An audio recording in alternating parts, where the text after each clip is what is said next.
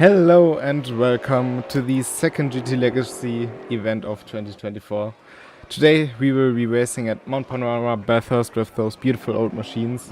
And also today I'm not alone because I have a little help in the commentary booth.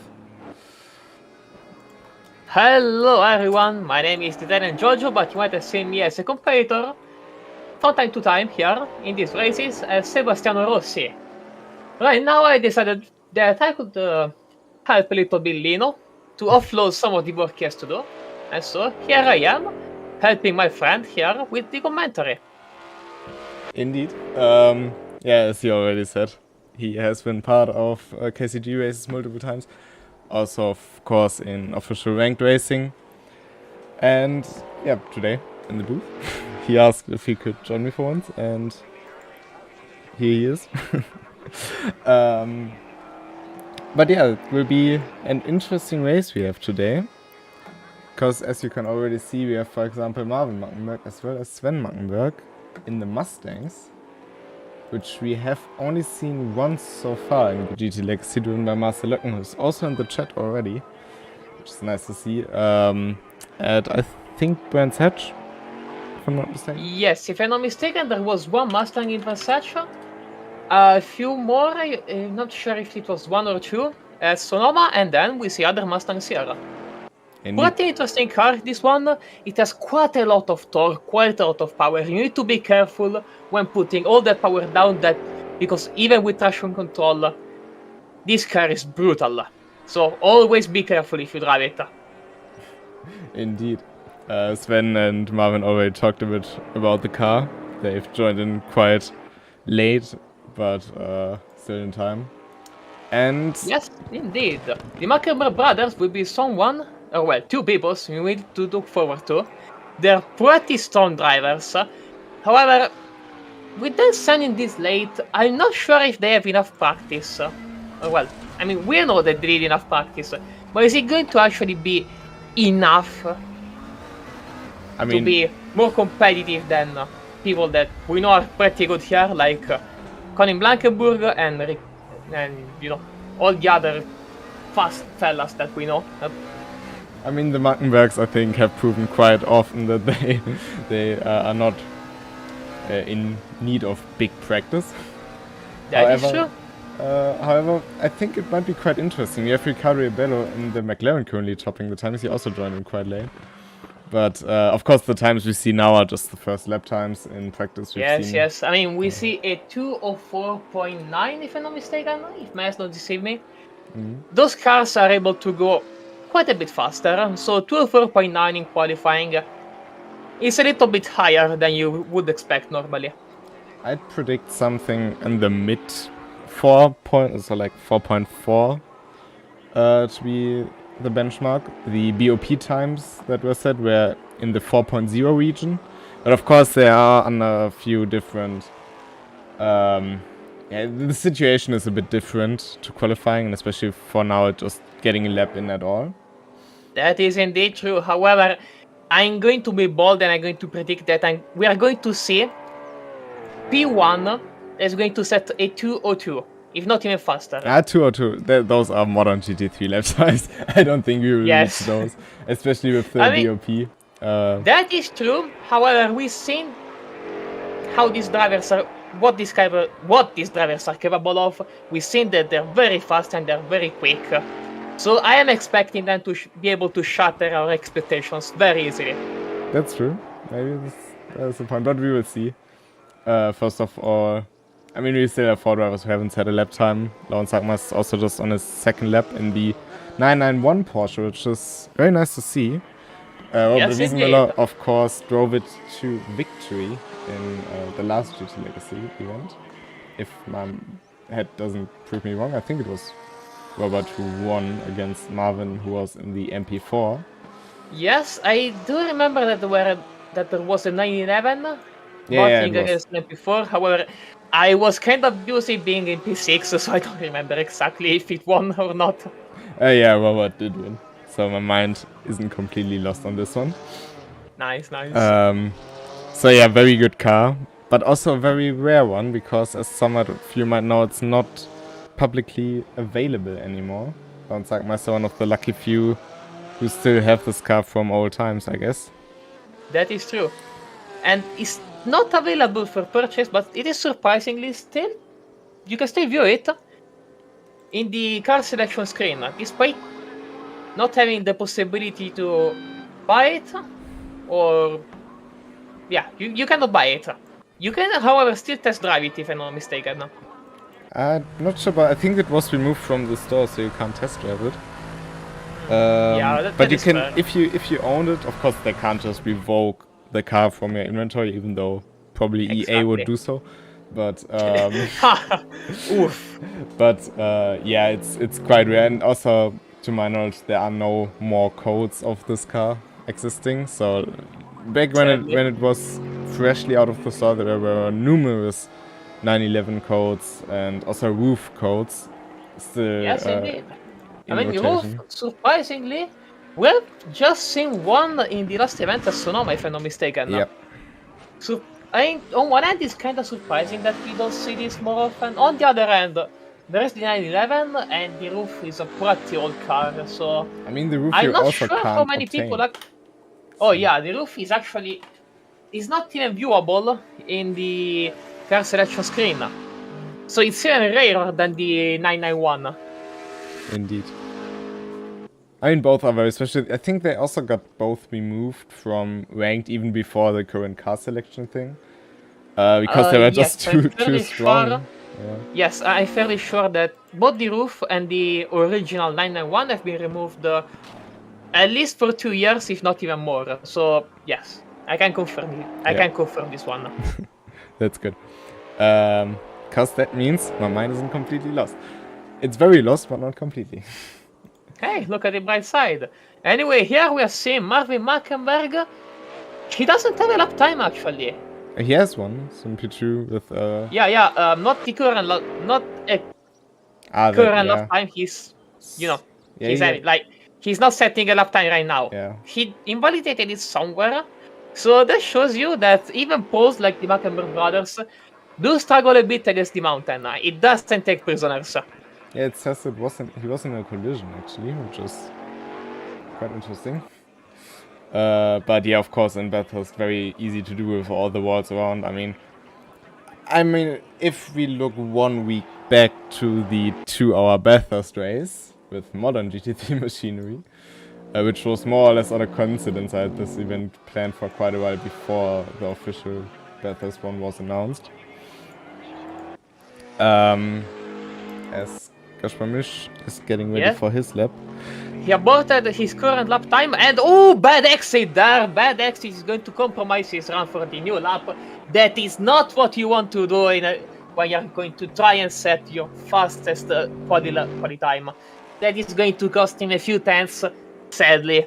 However, he still can get some time back on the mountain and on the straights, but still a few tenths you kinda need. You cannot afford to waste any time at Bathurst. Like, even half a tenth is going to make the difference between the 3 positions. That is how important not losing time here is. Especially because if you touch a wall here on the mountain, even in this lightest way, lap is going to be invalidated. Wall contacts are this sensible. And yeah, I might have some experience there with having my lap times invalidated a bunch of times, so it's pretty frustrating. I mean, in all fairness, we both drove R8 Evo 2 in the last race. That is true. And yeah, it's kind of a drift machine in some form. Some of you might have also seen the official broadcast of Colin Blankenburg drifting through every fast turn. Was nothing compared to me drifting through even the slow turns, but it is what it is. I mean, that's an achievement. No, to be fair, you can set up the car quite nicely to make it a little bit less drifty. It's not impossible, it just requires quite a bit of fine-tuning, and here we see that Gasper Mesh was trying to get a little bit cheeky and get Sagmeister's slipstream, even for a slight amount, while the Porsche was pulling was pulling aside to let Gasper by, and we see that he's not doing that bad. I mean, he's not improving right now in this first and second sector, but we're going to see here what time is he going to have when he crosses the line. This is 2 He or goes 4.9. second. That's second place.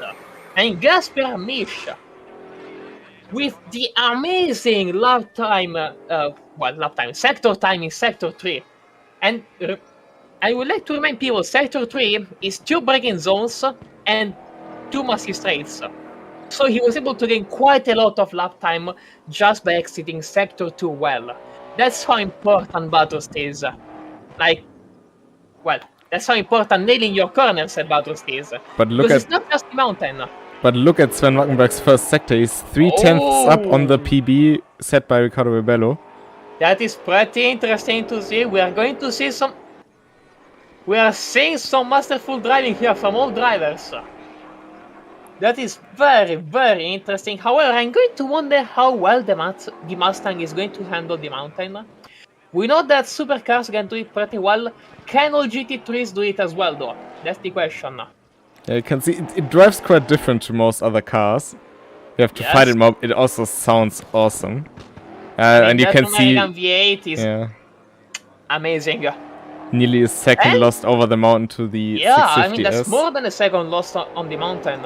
Like this, a second and 2, a second 0.3. Like this is like quite a lot of time he lost. Yeah, he's 0.3 up on the first sector. But now it's also like the third sector is also a high power segment where the Mustang is better than the 650S. That is true. That is indeed very true. So if we have a look at the BOP spreadsheet, which you unfortunately don't have, but I have it. I mean, I can take a look at it on the Discord. That's also true. But if we look at the Mustang BOPs, is a missile on the straight. Yeah. The Mustang goes up to 285 kilometers per hour, as we can see Sven Wackenberg. 4/10 down on Rebello, but still fourth. We can see that he's gaining in Sector 1 and Sector 3. However, I'm also going to take a guess that both the Wackenberg brothers have a very low downforce setup. So very low drag, very low downforce is going to hurt them quite a lot on the mountain. But with the power of the V8 engine, and then the low drag that low downforce provides, we are going to see quite a lot of overtakes during the race with those Mustangs. So I would say it's less of a quality setup and more of a chunky race setup that is going to allow you to not just go fast, but also technically save fuel. Because if you are quick, naturally, you can just sit in someone's slipstream, save fuel, and rest easy. I mean, to be fair, the Mustang doesn't have much aero to begin with, so it's a very chunky boy from the start, which is also why it's basically unusable. Anyway, Torsten Leber set up a second place time, just 1/10.5 behind Rebello in the Bentley. That is very interesting. He took P2 from Gasper Mish. Yeah, so I think he's going to miss P3, sadly. Well, that pun is gonna happen a lot this stream, I guess. Yes! On the other hand, in defense, Lewis McGlade, Cameron Watchers, and Zach Sweeney also did in their official race room streams, so I guess it's clear. But coming back to the top speeds, Ford Mustang 285 as said, and the McLaren without BOP, it doesn't have a power BOP, just rate, but 273, that's a 12 kph difference on the straights. To be fair, the McLaren is also a bit on the slower side in terms of maximum speed. It's one of the... Oh, we see Crutchville in the wall there, sending it a little bit too fast in curve 4. That's a shame. I mean, I know the feeling. I've kissed that wall quite a bunch of times. That's a shame. Also easy to do in that spot, as you have to steer in and then apply the brakes, and the old cars have quite a different ABS to the modern ones as well. So that is true. You slide out to the outside, and no matter what you do, if you brake further, you slide more. If you accelerate, you will spin out and slide out. So it's...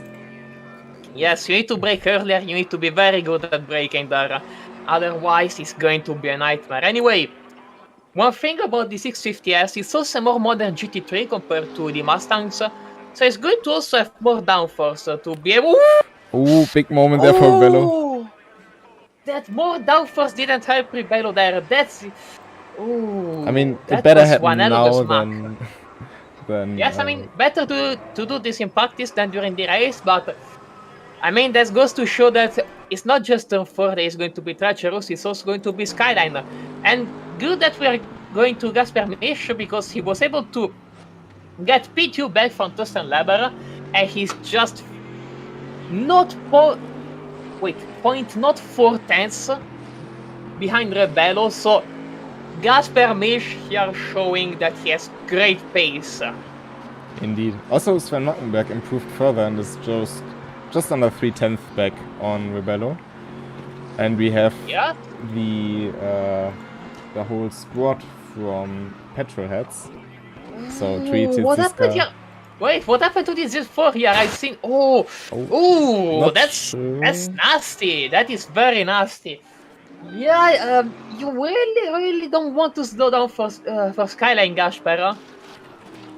Yeah, otherwise, people behind you are not going to have the space to maneuver around you. I mean, unless you're Colin Blankenburg, this is going to be very difficult to do. Colin Blankenburg, unfortunately, not here today. He doesn't have time or energy. I don't know what he said, but he said he can't be here today. Same goes for Mateusz Friedrich, who also wanted to join but hurt his foot today, so get well, mate. Hope you can join the next one, which I already have planned and can announce after the race. Which is very interesting. That is very interesting. I'm looking forward to that. And here in the YouTube chat, Thomas Ribeiro. Hello, Thomas. Hello to you too. How's it going?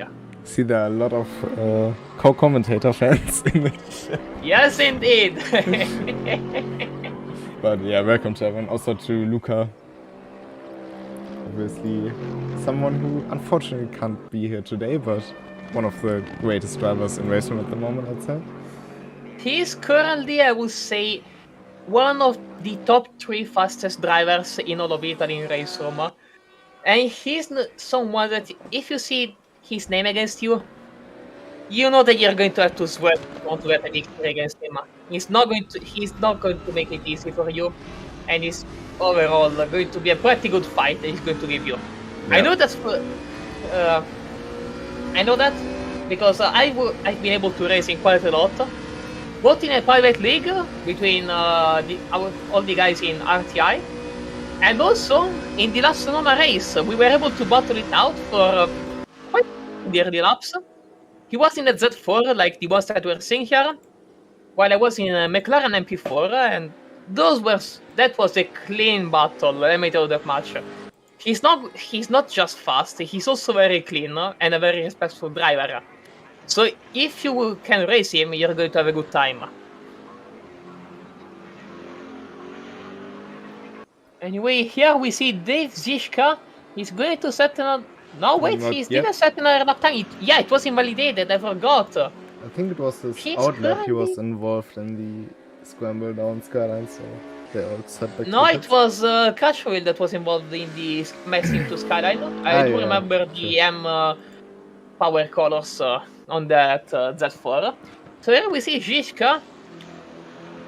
Wait, speaking of Zizka, how good is the M4 on this straight? Because it's, if I'm not mistaken, it's a bit underpowered compared to the rest of the GT3 field. It's more the modern side, it goes 276. According to Stretch it has no power BOP, but weights added to it. It's, I think, a very balanced car compared to most. It's not quite fast on the straight, and maybe not the best in cornering, but it's very balanced, I think, so you will have an all-round advantage. It's also not that fuel hungry, but it has a lower fuel cap, so it's a bit of a middle type of car. A jack of all trades. Yeah. However, I would like to point out that Dave Zizka in Sector 1 was just 1/10 below Rebello, but he lost quite a lot of time in Sector 2. 1.1 seconds behind Rebello. I mean, it's still an improvement, don't get me wrong, but he lost quite a lot on the mountain. That is a big issue. I mean, the majority of Rebello's time is gained in the mountain. He has the lowest top speed out of all cars, if I can see that right. So it's a bit different. So I think Dave Siska will end up around about 1.1 seconds with this lap if he can finish strong, which would already put him up into P6. Yes, I mean P6 is pretty respectable considering who is in P5 and P4. Yeah. It's not a bad time at all. However, I think that he's going to gain something on the massive straights and... Yeah. Not actually. He did not. I guess the He actually lost a tenth there. But still, that's P6. Indeed. Let's see if Michael tweeted. I hope I don't butcher that name, mate. Very awesome guy who joined KCG recently. But I hope I don't butcher that name all too often. But he is currently in the pits in the Alpina, which is also nice to see. Oh, very interesting. I mean, the Alpina is a pretty unique pick. One cool thing about that car that I absolutely love, it has the same V10 you can see on the... Well, you can hear and feel and drive on the BMW M5. So it is a V10, and V10 sound pretty good, let me tell you that much. I mean, that's quite common sense, I guess, that V10s sound good if you think about all the good sounding V10s out there. Lauren Sackmeister crossed the line to start his flying lap, and Marvin Mackenberg and his brother right behind. No improvement for the Germans, though. No improvements there? But however, they're still going to get quite a lot of mileage out of this, and they're also going to set quite a lot of lap times here. Though I have to say, I'm quite surprised about the lap times. I did expect these cars to be maybe 1 or 2 seconds slower compared to more modern GT3s, but this is surprising. I mean, in all fairness, we have the BOP applied, especially to the more modern GT3s as the 650S, the SLS. They have quite a lot of ballast on them, so they naturally will be slower, so just that the Mustangs have a chance, which at the moment looks quite good. I mean, 2/10 and 7/10 is not the smallest gap, but over the long run it should help. I mean, yeah, they have... The Bunker brothers would have plenty of time, of occasions to be able to get that time back in the race, especially because on the straights with this slipstream, that Mustang can go very, very, very fast. Indeed, that will be the strong suit of the... I think especially since most of the other cars we have aren't that powerful on the straights. We have Thorsten Leber in the Bentley, it doesn't do 280. The Alpina is very strong. So maybe Michael Tweety can make up on the straights, especially on the first straight we will have. Yep. I mean, especially the second straights. However, speaking of great top speed, there is one car that I'm surprised I haven't seen yet, the Camaro. The Chevy Camaro is nowhere to be seen, and that is surprising.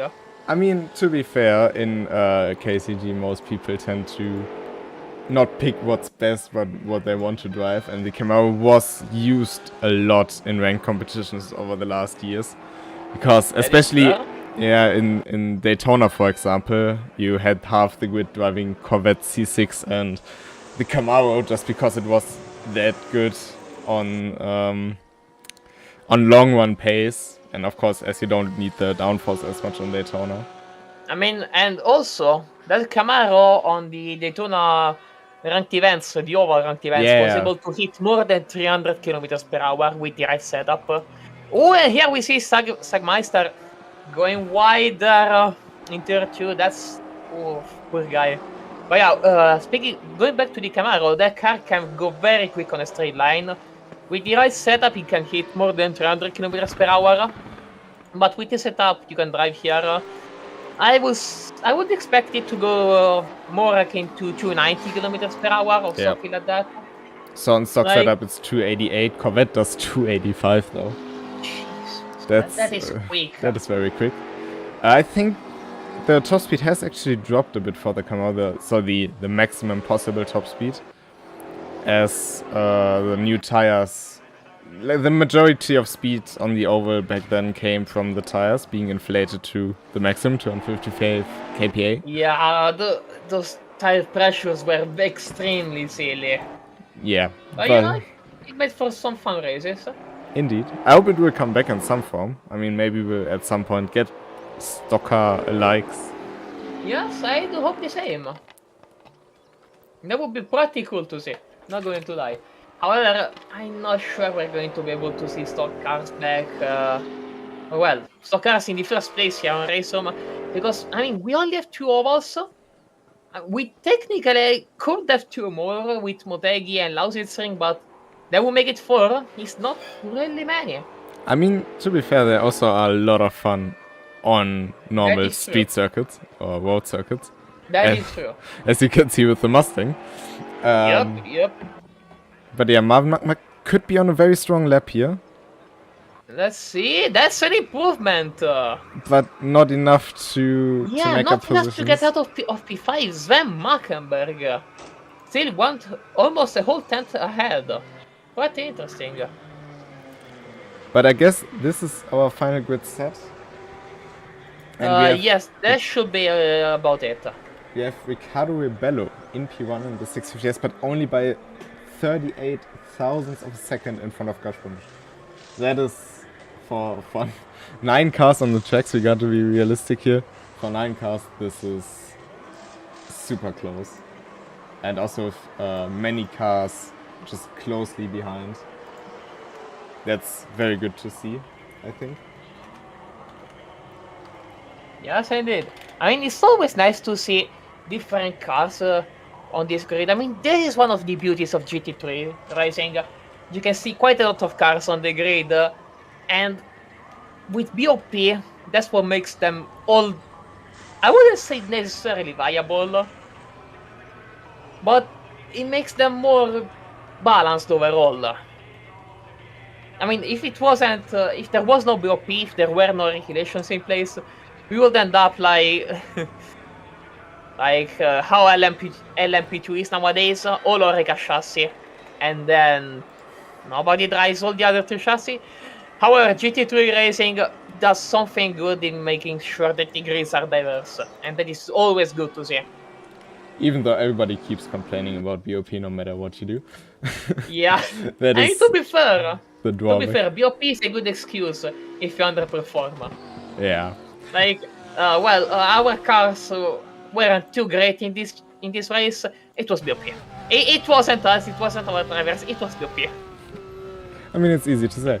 Marvin Mattenberg in the chat confirming car felt okay with race fuel, but pretty unreliable with quali fuel, which is also very interesting. But I mean, I can kind of relate because with the fuel load on the rear axle usually, especially in the front engine car, of course. But yeah, for example, also the R8, which has the fuel tank on the rear axle, and you can really feel how having a lower fueled car completely throws off the balance you have before. Also, adding on to that, I do remember Luca D'Amico in the last race at Sonoma telling me the same with the Z4. It felt extremely awful on quali fuel. However, once he got a full tank of gas, he was flying. Because, you know, it was more balanced, weight was distributed more evenly. That was pretty great. Indeed. I mean, for the Porsche, it's pretty much the other way around, because it has the fuel tank, of course, in the front. Or at least a majority of the weight for the front. Yes, indeed. Because, yeah, you have that big 4-liter engine, or is it 3.8-liter engine on the back? Yeah. Okay, 4-liter. On the back, sitting right on the rear tires. That gives the car great grip. However, it is very nasty under braking, let me tell you that much. Yeah, especially if you have a fully fueled up car, you have a lot of understeer because you have all that load on the front axle. Yes. Just going straight. I mean, in theory, more load on the front axle is good, but not in this case. Because the Porsche is already understeery. So you want to have as little weight as possible. It is indeed understeery, however, it can catch you off guard under braking, and you can have a rear engine moment and end up in the barriers. It happened to me quite a lot of times when I was starting a race with the 991.2 on all tires.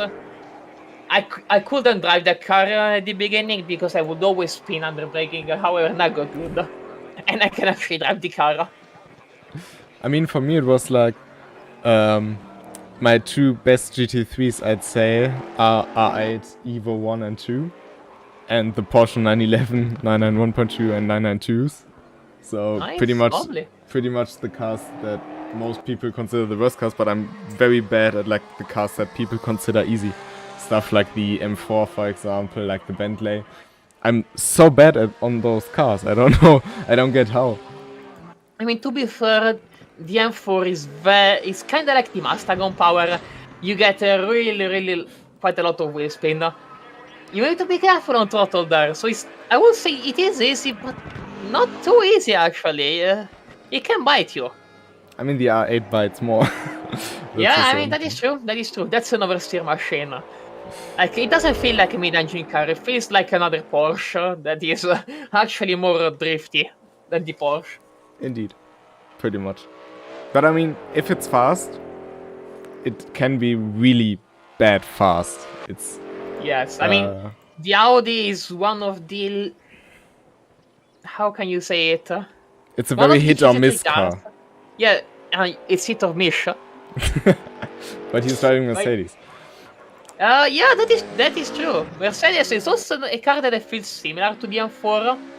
And you have quite a lot of power, so you need to be careful on throttle. But yeah, going back to the R8, it's despite GT3 being targeted, being made for gentleman drivers, I feel like that car cannot really be driven by gentleman drivers very easily. It can really bite you if you don't pay attention, so gentleman drivers should pay quite a lot of attention to that. Anyway, we're seeing here people practicing their pit entries. Even though it's not really too big of an issue at Bathurst, you can enter fairly easily into the pit lane. Speeding in there is quite difficult actually. You can really go safe, engage the pit limiter somewhat early, and then just blitz in the pit lane and just relax. Indeed. The big issue I would say would be actually the white line on the exit of the pit lane. It is surprisingly easy to cross on accident. Yeah, you understeer out of that turn like crazy because it's actually... Yes. You don't see it, but it's ever so slightly off camber. Yes, that is true. Anyway, one thing I have to say, I haven't hit dinner yet. I've been the whole day out, so I will have to leave you only with Lino for the time being. I'm sorry, chat. He's a bit stinky, but you can manage to live only with him. I hope so. I will be back eventually. But yeah, have fun. Don't bully Lino too much, and I will see you right back in, I think, 20 minutes, half an hour. But yeah, I will be back. Don't worry, chat. Enjoy the information lab, and see ya. See you later. He's missing the best part now. That's probably... No, we will tell him later. However, we can see now the cars getting onto grid formation into the formation lab, led by Riccardo Rubello. And yeah, it will be quite the interesting race, I think. And also, it's, I think, the first GT Legacy race with the new timer. I'm not sure on the Sonoma race. I think it was still on the old one.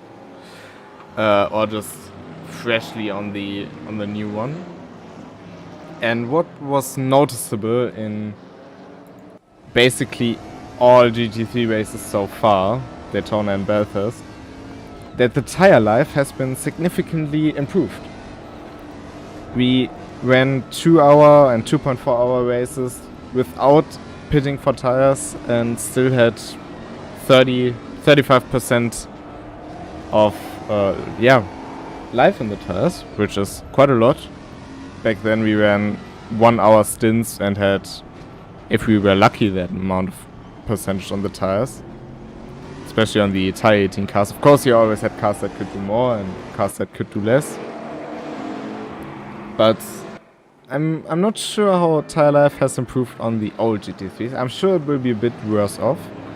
But one stop with only fuel might still be possible. And this will be, I think, one of the deciding factors in this race. Of course, you still lose 30 seconds if you decide to change tires. compared to those who don't change tires. So that will be quite interesting to see. Maybe some people also just choose to only change 2 tires. It's also a very valid possibility, especially on the Mustangs, for example, to only change rears. I don't think they will have that high of degradation in front, even though the tires on the Mustang isn't very good with its tires. Laut Sagmeister and the Porsche might also be one who may only need rear tires.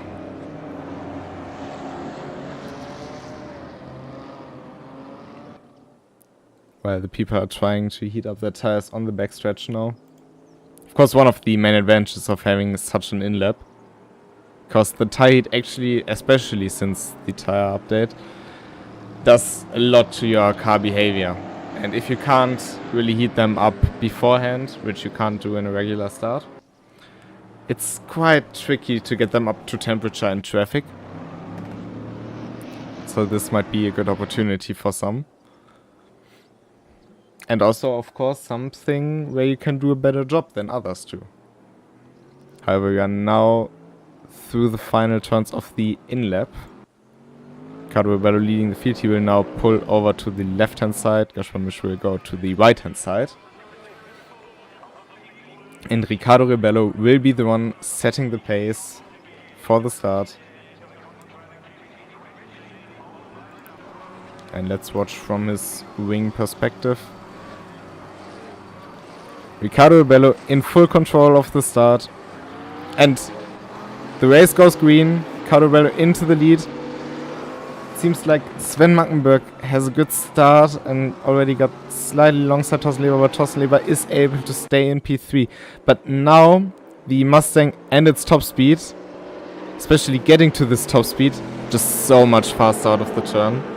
Even though the Bentley is still one of the faster cars, but everybody went through turn 1 cleanly.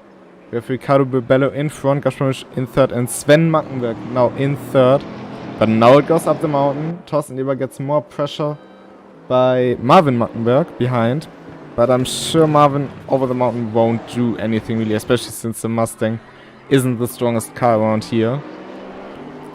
This is where Riccardo Rebello and Gaspar Misch in the both Mercedes powered cars, even though they are not both Mercedes, can really shine. Downforce and grip cars, of course, they will have an advantage through here, but they also need that advantage, because if Sven Mackenberg can keep close to them through the mountain, like in 7th or 8th, 10th distance, even though he's now 1.1 seconds away, that might be dangerous for those two on the back straight. See further down, it's very close. Michael Tweety close behind Dave Siska, and he himself being close to Marvin Mackenberg. Followed by Jiri Kartoffeln, Lauren Sagmeister. And Gaspar Misch in the slipstream of the McLaren. Can he do an attack into the chase? He goes for the inside. Lots of curb used. Riccardo Rebello squeezes him a bit to the outside. Can he keep it alongside? It's very close between the two of them. Oh, they touch, but both are still heading into the right direction. Oh, and in the background we see Thorsten Leber. Thorsten Leber round and into the roll. That's heavy damage to the front of his car.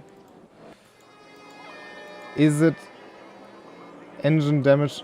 Thorsten Leber sustained critical damage. That means Thorsten Leber, yeah, car's off. Couldn't complete one lap. I think it was a slight touch with one of the BMWs, but I'm not sure. Couldn't see it from that angle. It was hard to tell. But Thorsten Leber out of the race after just one lap. But Sven Mackenberg now looking down the inside of Gaspar Misch. Of course, we will look at this incident after the race, see what really happened there. But that's super unlucky for the lone Bentley driver, who also had a super promising qualifying. Sure, you could have had a chance on a podium at least, but maybe even a race win, depending on how the rest turns out. Meanwhile, Gaspar Misch drifting through the mountain. And it's all fairly close up front still. Also Marvin Mangweg, Dave Siska and Michael Tweety. Also very close together.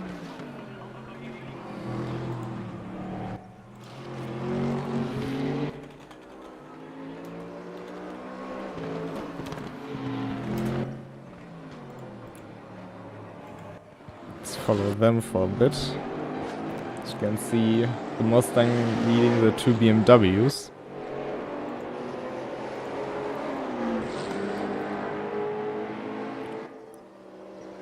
But you can see on the Conrad straight, especially since it's quite a lot longer than the mountain straight, it's just pulling away. Gashram is not close enough to launch an attack this time. He had a look, but didn't go through with it.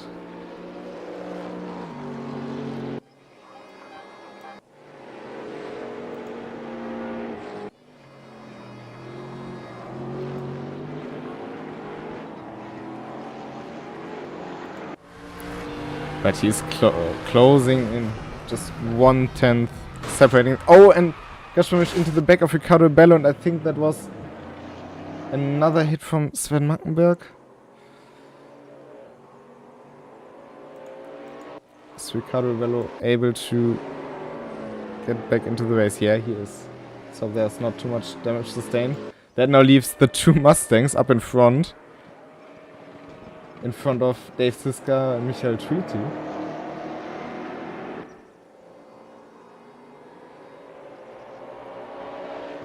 Gashram also returned the position to Ricardo Rebello.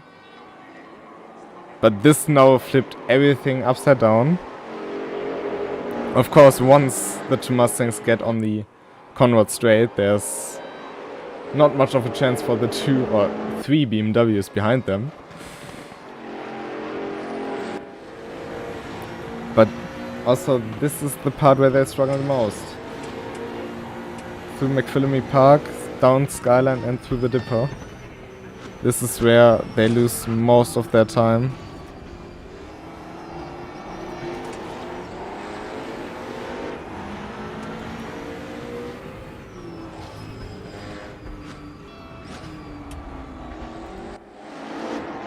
And onto the straight they go. Let's compare speeds between Dave Siska and Marvin Mackenberg. You can already see the pace advantage, 6 to 8 kph for Marvin Mackenberg. But it's a give and take. They gain now, but now through the chase it already comes back down by quite a significant amount of time. Will be not easy to get past the Mustangs, but on the other hand you just need to stay close and undercut or overcut them if you are faster across the lap. Ricardo Bello now this time being passed by Gashram without contact. In front of them, that's the BMW of Jiri Kartoffel.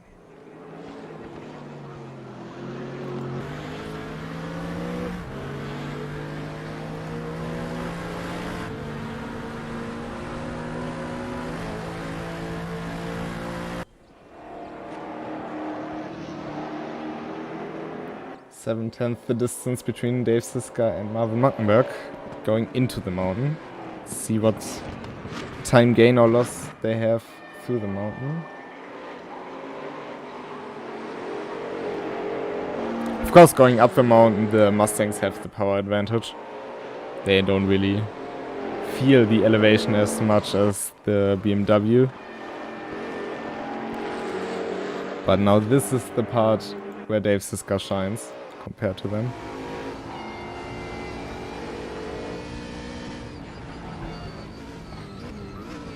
Especially through Skyline, you can see how close Dave Siska can get.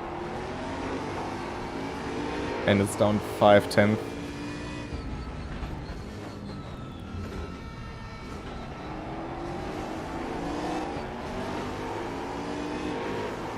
So the time gain for Dave Siska on the mountain is 3/10. But at the end of the straight you can already see the distance growing. Meanwhile, Gazpramish closing in on Yirik Kratochvil, trying to get past on the corner straight. Or into the chase.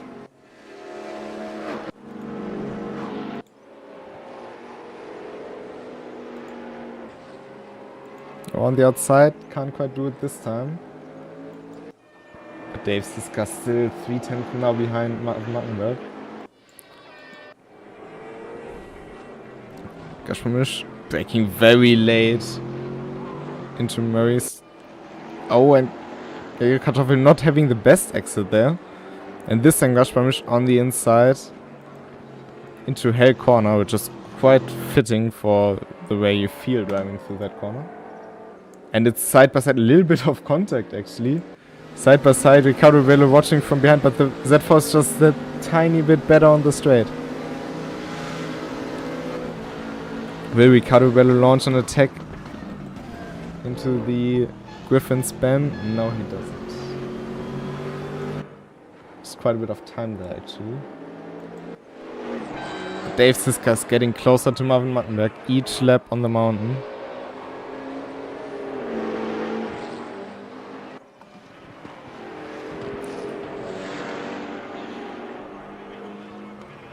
And the distance between the Mattenberg brothers is actually staying quite the same.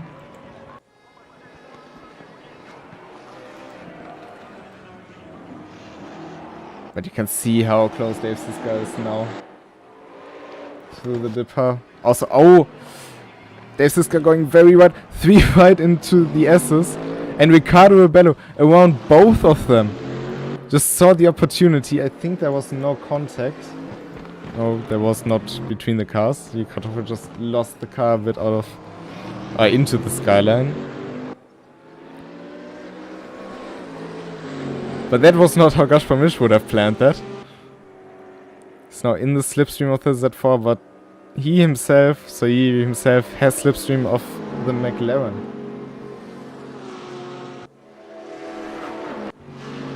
Can any one of those three launch an attack? No, they decide to not do so.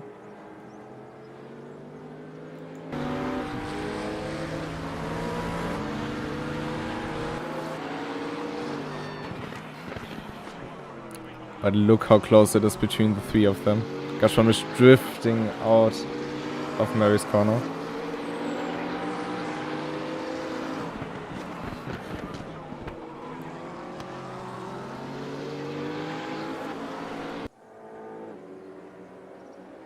And this guy has lost quite some time to Mattenbergs.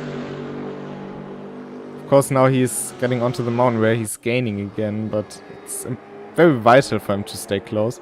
Kartoffel, meanwhile, very close to Ricardo Bello. Through Griffith's Bend. Also Gazpramish getting very high on the curbing there at the exit. Oh, and Kartoffel hitting the inside wall. Gazpramish having a look down the inside but not going for a move. That would be very dangerous through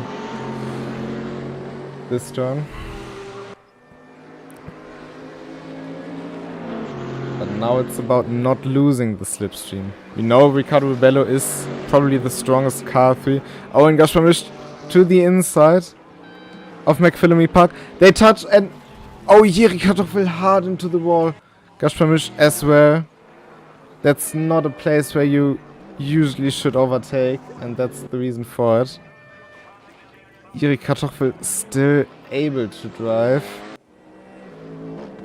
Of course, in other situations, the stewards will look at after the race. His car still is running at least, so he can get it repaired. But that's not how any of them would have wanted this.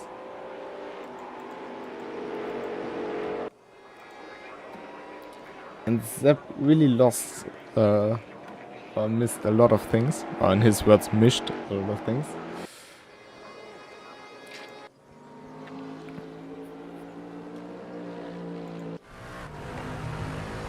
Gazpramish's car seems to still go straight in line, so...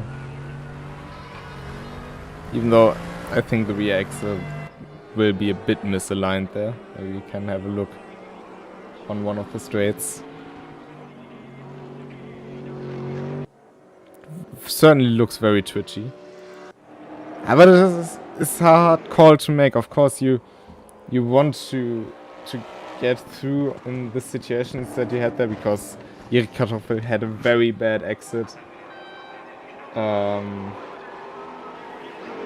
Very bad exit out of Frog Hollow, I think it is.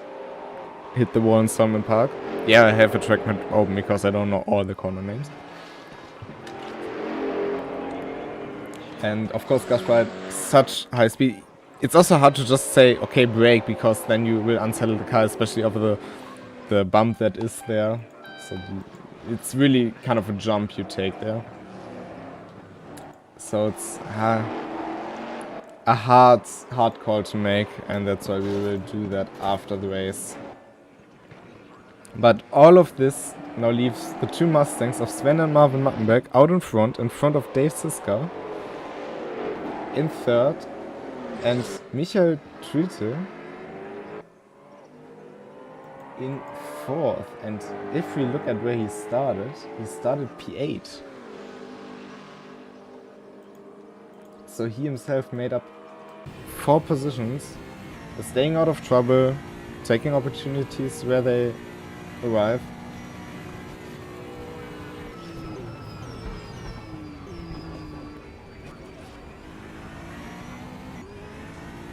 But Ricardo Rebello is closing in fast.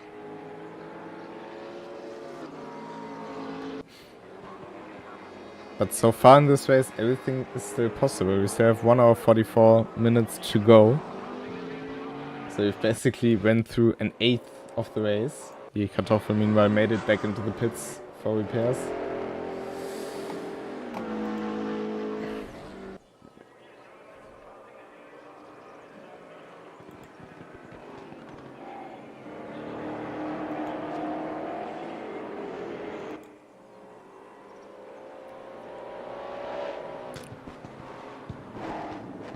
Unfortunately, we don't have any onboards of the Mustangs because the cars are this old that they don't have onboards. So cars from 2013, I think all 2014 cars have it, but cars from 2013 don't have it.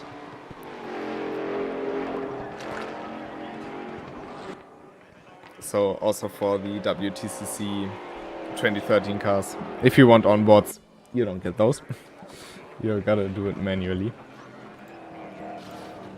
I mean, they have an interior view, of course, but they don't have set onboards.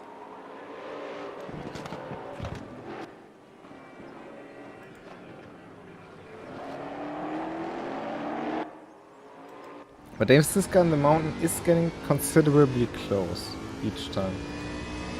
You can see now on the straight, gap is growing and growing and growing, and there's nothing you can do. You can see how big the pace advantage is, given Dave Siska also didn't have the best exit out of Frost Elbow, but still at the end of the straight it's such a big difference.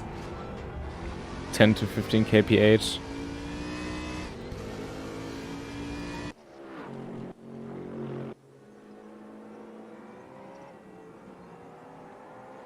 Meanwhile, Carubello caught up to Michael. Erik Kartoffel, meanwhile, is now driving in. He's coming out right behind or alongside Sven Mackenberg. You can see Marvin Mackenberg and Dave Siska. So you will probably end up in between the Mustang and the other BMW. You can also see how big the pace advantage really is.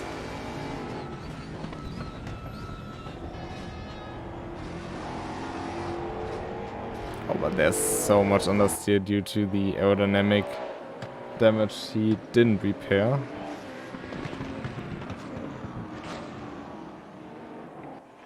Just letting Dave Siska through there.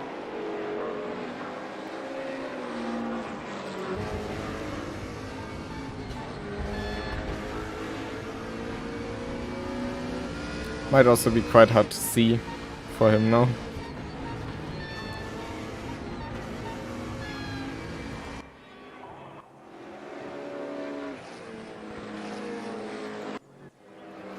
Gosh, Misch getting closer to Ricardo Rebello. Yet again. for the third time this race. Oh, and big wobble there going over the curb. I'm still pretty sure something isn't quite right on that rear axle.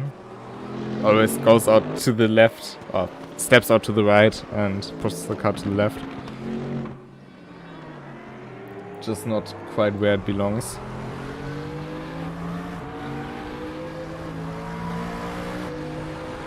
But Sven Mackenberg built a small gap to Marvin.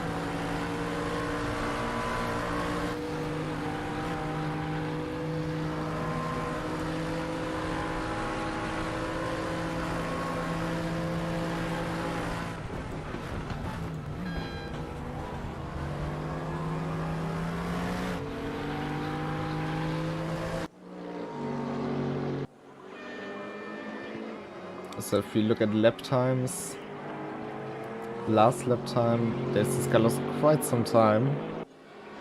On about a second he dropped somewhere. Can't see something like a collision though in the log.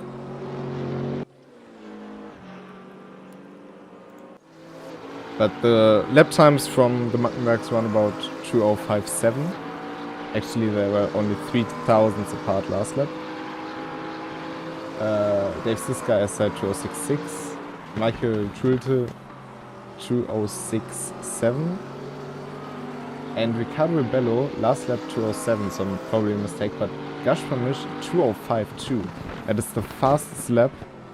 I think it's even the fastest lap of the race so far. It definitely also is his personal best, and yes, it is his fastest lap of the race.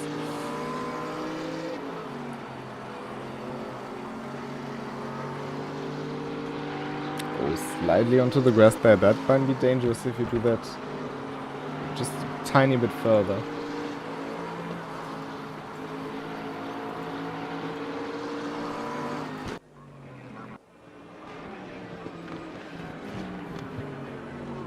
But you still have 100 minutes to go in this race.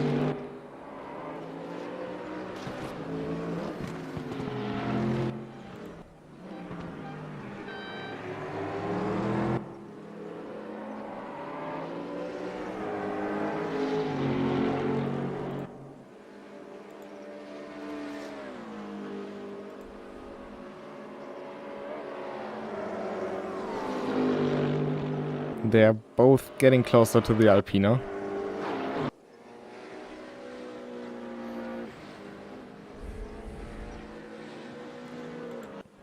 But as we've seen quite often so far, it can go very fast. Oh, and Gasparish, big legs there from him.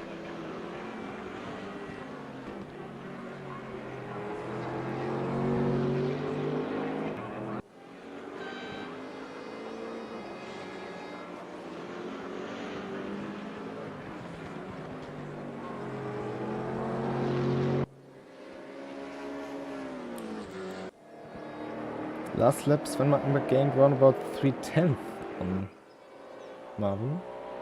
Did I say Marvin gained on Marvin? Sven gained on Marvin. So the gap is extending by quite some time. Also beat Gaspar Misch for the best lap time so far again. With a 2:05.251.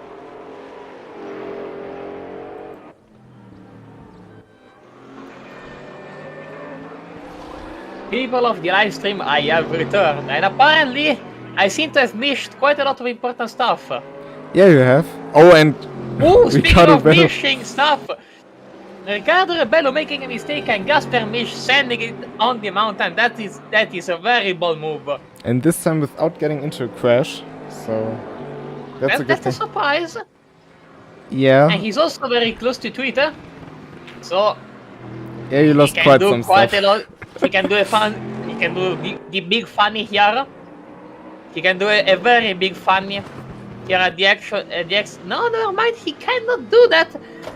Twitter going defensive there, defending inside and not getting overtaken by Misch, not giving him space. Anyway, now on the straight, let's see how fast that V10 can go in the straight. And yeah, he can go pretty quick. I mean, despite this slipstream, Gaspar Misch is not gaining a lot. He's not gaining a lot. I mean, if anything, he's not gaining in the slightest. Like, that V10 is just too powerful for the SLS to keep up. That's incredible. That is speed that is being shown.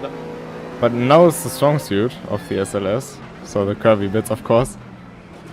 That is true. And we see a mistake from Twitter. He missed the apex, and Gasper Mish is able to go side by side. Can he send it down the inside of turn 1? He cannot. And Riccardo Rebello is actually taking advantage. Not quite. He almost took advantage of that mistake.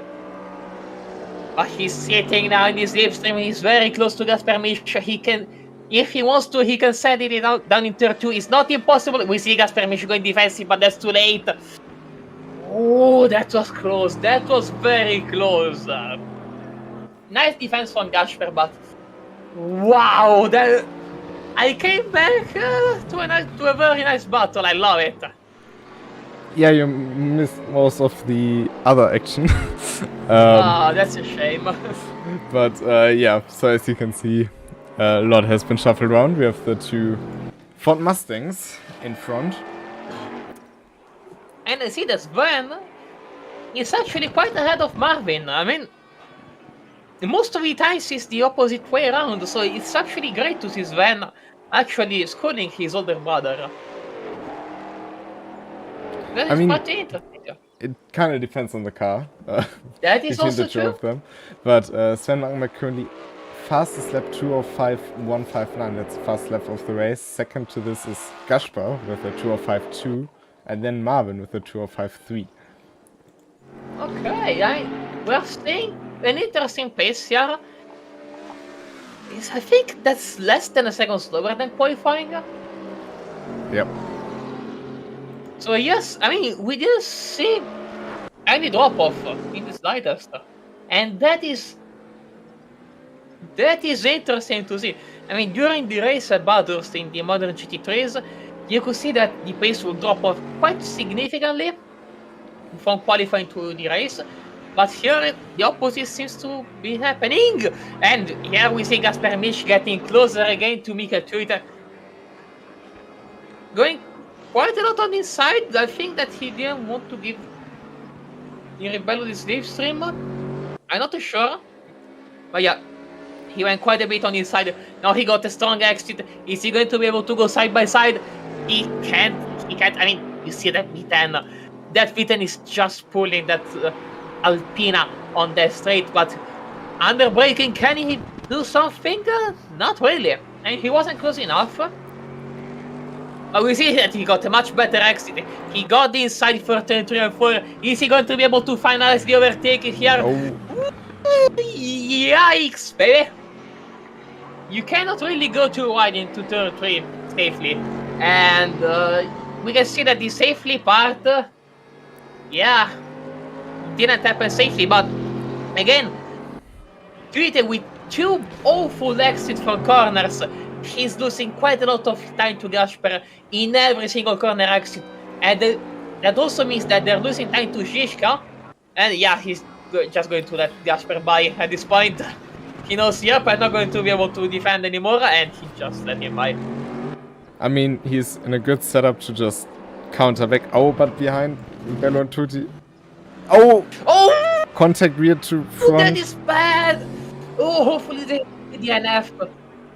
Oh, it does look like a DNF. The car's off, indeed.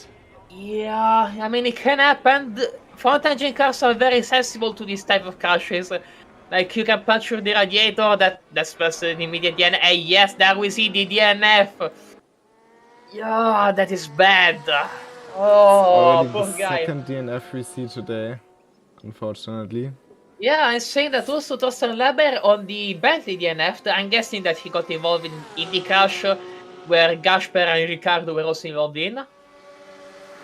No, it was on the end of lap 1 actually. Oh, okay, I see. But quite similar. Also, not the hardest of touches into the wall, but the front engine cars are very fragile in that regard. I mean, yeah, if you're going to hit a wall, front engine cars are just going to die. And I mean, I'm surprised that Riccardo Rebello doesn't have any damage from that. I mean, he hit the car, and I also think he hit a wall pretty hard. So I'm pretty surprised that he doesn't seem to have any major damage. I mean, he might have some suspension damage, maybe a wheel knocked out of alignment, but it seems overall pretty good. Oh, and here we see Marvin Mackenberg sliding the Mustang up the mountain. That is just a V8 supercar in disguise. I mean, what can you say about this car? Like, what can you say about it? It's just chunky, power, brutal V8 motor. It's as American as you can get, basically. Yes, indeed. But yeah, of course, big shame for Mark. He drove such a good race until that point. Misha and Rebello don't seem to be all in for safety this time. Of course, we will.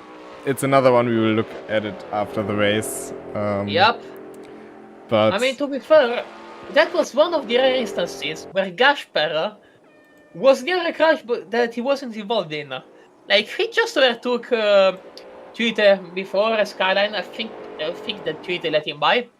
Then we see Rebel also trying to get by, but maybe there was a misunderstanding. Maybe he broke too late, and it looked that weird. Was nasty. It looked kind of like a chain reaction because Treaty had not the greatest exit out of the S's or into the Dipper. And yes, they kind of touched front rear because Rebello wasn't anticipating it, and the Alpino just started to oscillate on the rear, and he tried to save it, and in the end just Rebello was maybe in an unfortunate position. It's hard to tell from the angle, but it didn't look intentional by any means. It didn't look like Rebello was trying to force his way through. That is indeed true, but it's also happens. Nothing Treaty could have done there because he was trying to hold onto the car, and Rebello was still not trying to get alongside, but just trying to stay behind and not anticipating the car to oscillate this much for this long. So it's not possible to judge any blame. And also, he says in the chat just now, unfortunate collision. I hope everyone else continues safely. So if you should see this, Michael, thanks for being part of it, and sorry for this ending so early for you, but that was just very unfortunate, I think. That is extremely unfortunate. However, I would like to point out one thing going back to Misha Rebello. Gasper has been able to increase the gap to 1.7 seconds, and we see Rebello going to whiz on the grass on the exit, on the corner before Skyline. That is going to make you lose quite a bit of time. I mean, dirty tires surprisingly to Skyline are not really that influential, but still it's going to be time you spend driving on the gravel rather than on the grass, on the tarmac, pardon. And yeah, you really don't want to lose the time. And we see again Gasper Misch that is increasing the gap to Rebello over 2 seconds at this point. That is impressive, I have to say. Meanwhile, the car behind is Kartoffel, a lap down at this point. But yeah, that was because of a collision with the car in front of him. Oh, I mean, that's a shame. I mean, we could see that from that pretty much slightly dented, shall we say. Slightly used. Yeah, slightly dented, no low ballers and whatever. But we see also Marvin Mackenberg actually catching up to his brother. And the gap has reduced, but as soon as I said that, he went wide on turn 2 and he lost some time, that's a shame. But the gap is still there. And they're showing the whole lobby that they're actually, and they're setting the pace. Though I'm surprised that at this point, they haven't run away from everyone else. By now, you would expect... my bad. I mean, it's kind of tricky if they say the car gets harder to drive with less of fuel load. It's kind of that in this car you don't have a net gain or loss in lap time because it gets actually slower to drive because you have to be more cautious.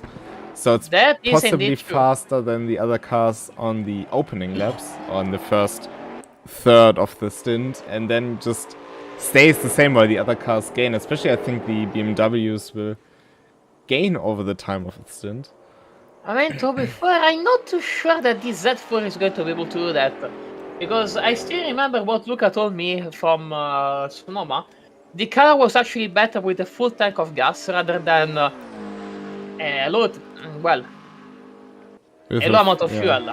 But to be fair, looking at the lap times, Dave Siska just recently set his new best lap at 2:05.7. Sure, that's still 4/10 of Marvin Mackenberg and 6/10 of Sven Mackenberg, but Sven's last lap time was a 2:05.6.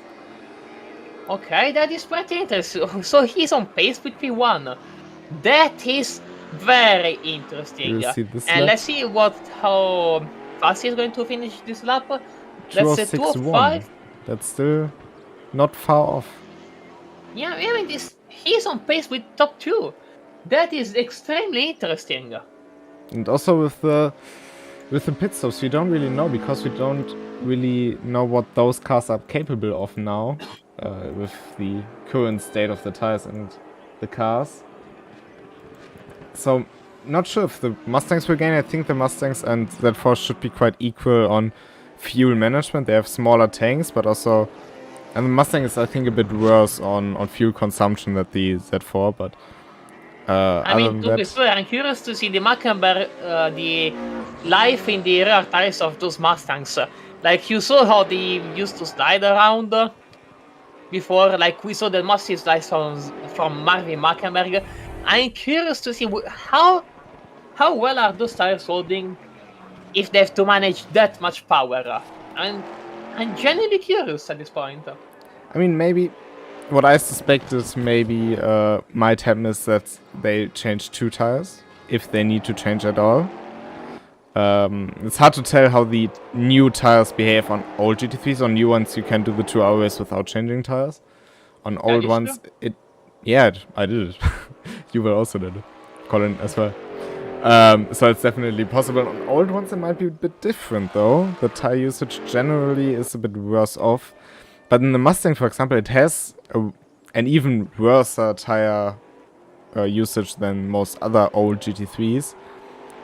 But on this track, with the setups the 2 Mackenberg brothers can maybe use, you want the car to slide around to save front axle tire life and just change rears, maybe. That could be an option. However, I am expecting the Mackenberg brothers to not change tires in the slightest. And that was the go-to strategy in the main 2-hour race. I remember that, we see a slide here from Gasper Nish. However, yes, speaking about slides. But yeah, last year, the Mackenberg brothers didn't change tires while everyone did in top split. This year, nobody changed tires in top split. I mean, those V5 tires last forever. Let me tell you that much, they last forever.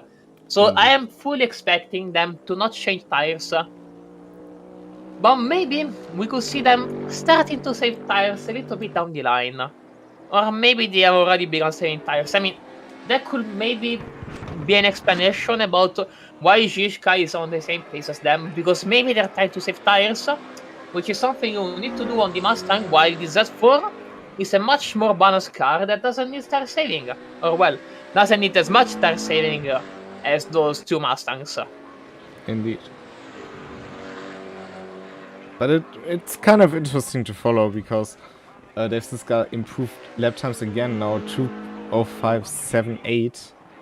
Meanwhile, the Mackenbergs, the last lap, meanwhile Dave Siska completely went straight in the Skyline, but rather went straight than into the wall.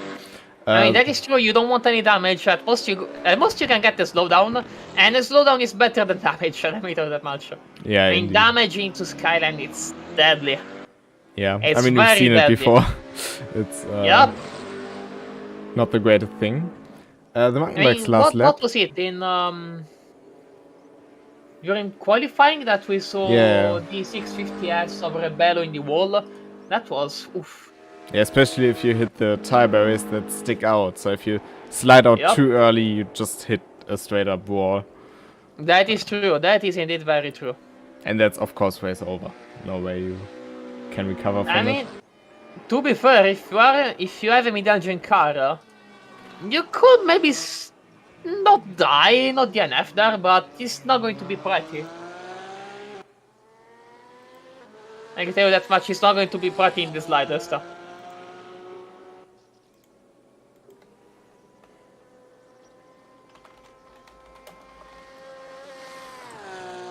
And here we see Sackmeister exiting the mountain sector. Pretty interesting to see from him. I mean, so one thing that some people might be scared about. I mean, you might see all these big names racing here, like the Mackenberg brothers, Colin Blankenburg, all these people here. You might be worried. Well, if those fast guys are racing here, how am I meant to compete against them?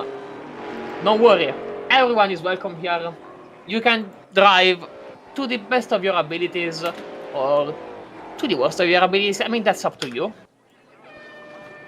However, as long as you have fun, you are more than welcome to come here and have fun and hang with us and race with us. There was just a random KCG ad within the stream. That was nice.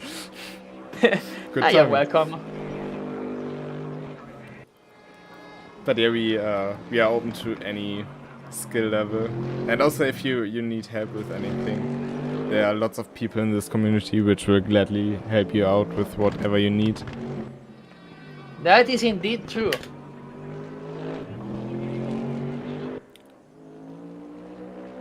Let's see, Gaspar on a mission to. And you could say that he's on a mission.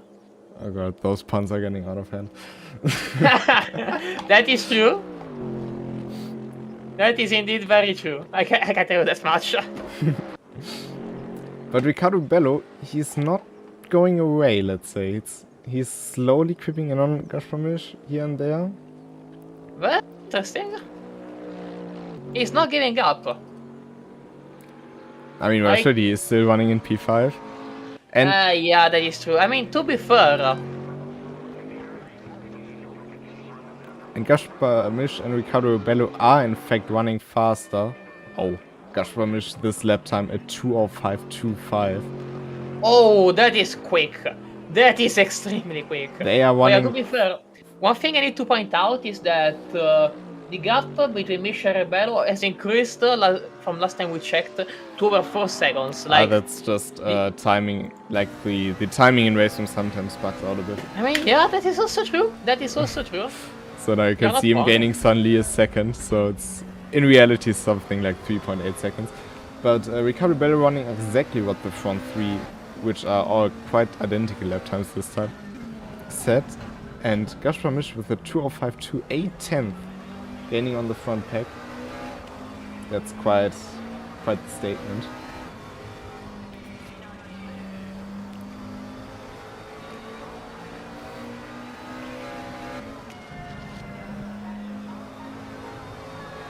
And as we still have 1 hour and 18 minutes to go, those few tenths you gain here and there are gonna add up each yes, lap. That is true. You really don't want to, you know, you really don't want to. Oh god, I can't speak today. Yeah, you don't really want to take your guard off and lose in focus, because if you lose focus, that is not going to be good for you. Let me tell you that much. I mean, losing focus here at Bathurst means, well, there is the wall there. See ya later, bugger. Yeah, you really don't want to lose focus here. It's going to be nasty. Yeah, indeed. But on the plus side, you always have a great engine sound to accompany you through the race, especially in the Mustangs. So, I gotta say, I'm not the biggest Mercedes fan, I'm gonna be honest on this one, but the SLS sounds awesome as well. I mean, it is a pretty good looking car and a pretty good sounding one. I can safely say this, yes. Indeed. And here we see Gaspar Misch exiting from turn 1 with a bit of a slide. Yeah, I still feel like the rear axle is quite out of alignment after the collision with the Richard Hoppe in... Oh, yeah, he's crabbing a little bit. He is crabbing, yeah. Very interesting. I mean, a car that starts to crabbing is not a good car. It's going to be really nasty. Yeah, let me tell you that much. Especially since that means you can't really drive it faster. Indeed. Like, I mean, to be fair, you can drive it fast, but it's going to be very nasty. Especially if you have damage on the rear axle. Front axle is usually like quite alright because you can just realign your wheel or grab it in a different way, so it's pretty much straight. But on the rear axle, it's just this unpredictable. You have the power going through there, so you actively change the car behavior each time you step on the gas on a different percentage level, which of course you can't do 0 and 100 all the time. That is true. It has a huge impact, and it's one of the feelings I really dislike when driving in a car. Most preferably a sim racing one. I don't like to drive a real one with that kind of damage anyway. But yeah, fair enough. That damage is really something that can also cost you the race quite easily. Meanwhile, last lap, Dave Siska gained a lot of time on Marvin Mackenberg, because Marvin Mackenberg drove a 2:07 this lap around. And Dave Siska 2:06. Sven Mackenberg drove still a 2:05.7. But the lap before, they were all equal again. Let's see what Gashpamish does this lap, 2:05.8. So it's fluctuating a bit, but they are slowly gaining on average. Yes, I have to agree. On average, they're doing that. Though, how I have to point out that if you gain, like, if you try to gain on average, I mean, we're almost done half the race. So, yes, you can gain on average, but you still lost quite a lot of time to begin with. So he's almost 5 seconds behind. Yes, you can gain on average, but still a lot of time you lost. I mean, can that average be enough to catch back Gasper-Misch? And Crutchfield, however, we see a yellow flag from him. Poor guy, he can't catch a break. Got crashed out first. Now, oh, is that a DNF? No, luckily it's not. I mean, I saw that the front bumper getting so trashed. I mean, poor car. And yeah, seeing how earlier Twitter got absolutely destroyed, but by a relatively small contact with the wall, I fared well. That's another DNF. But yeah, luckily that was not the case. Like, he's not. Oh, he's in the wall. Oh, his steering seems. Oh, yeah. That car is not driving straight. You can also see. Well, you can see that you're not going to see much from there. And yeah, I mean, look. You can see at the rear that it's completely. Yeah, I mean, out of camera. There we see the slide. He was able to catch it though, luckily, but you need to drive a little bit more slowly, go to the pits and try to repair the car, my guy. That is not drivable. No. That is not drivable in the slightest. At Take least it easy. Finishing would grant him a definite VIP. I mean, that is true. Prize. I mean, not the NF thing would mean that you can still get some VRPs. Oh, yeah, you can see how much it's grabbing on the straight. It's not I mean, you can say that it's not driving straight on the straight. That's not something you want to say. Yeah, and it's even worse the turns, because it does turn different than you wanted to turn. Yes, exactly. I mean, we could see it before on the mountain. It was just nasty. It didn't really keep it straight. And yeah, we see him dive into the pits. Good call. Oh, he clipped the grass though. That's not good. I mean, there's not much control over it. But, that is true, but yeah. I mean, it's funny seeing him getting it slowed down, like, yeah, it's going to be served here, huh? Don't worry. I just want to point out Sven Mackenberg just did a casual 2:05.159, and Marvin Mackenberg a 2:05.280, and Dave Siska a 2:05.382, and Gasper-Misch a 2:05.25, no, 2:05. Oh yeah, my bad. They are all low 2:05s, so the lap times are falling like whatever falls fast. I don't know. I mean, they're improving, and we see that no one is actually setting faster lap times compared to, Yeah. We're not seeing alien lap times being set compared to more quote-unquote normal lap times, and that is interesting. Like, you would normally expect the Macamar brothers to go, well, I mean, they're aliens, they are going to go ham and completely dominate everyone else, but no, that is not the case, surprisingly. Quite interesting, not going to lie. I mean, in all fairness, the Mustang still is a bit of a handicap. Yes, that is fair. That is fair. But still, it's super close in terms of lap times. And Gashpamish just put the hammer down the first 204 in the race. A 204.888. He's not messing around. He's not messing around, let me tell you that much. Indeed. So I think over the next 20 to 30 minutes, we also, of course, gonna see the pit stops, but I think we will see the gaps come down a lot. I mean, that depends on how good you are at saving fuel. Because, as I said, I'm not expecting anyone to change tires. Fuel, however, that is going to be one of the most one of the most interesting things to see how much you're going to have to refuel. Like, if you were able to save fuel here, which is surprisingly easy to do, let me tell you that much. Like, most people are, at least in the Bathurst 2 hours, most people were just running map 5 all the race, all the time, for the entirety of the track. You can go with engine map 3 on the mountain and not lose any time and save fuel. So, if you're able to save fuel well, you're going to gain quite a lot during pit stops. And it's not that hard to do too.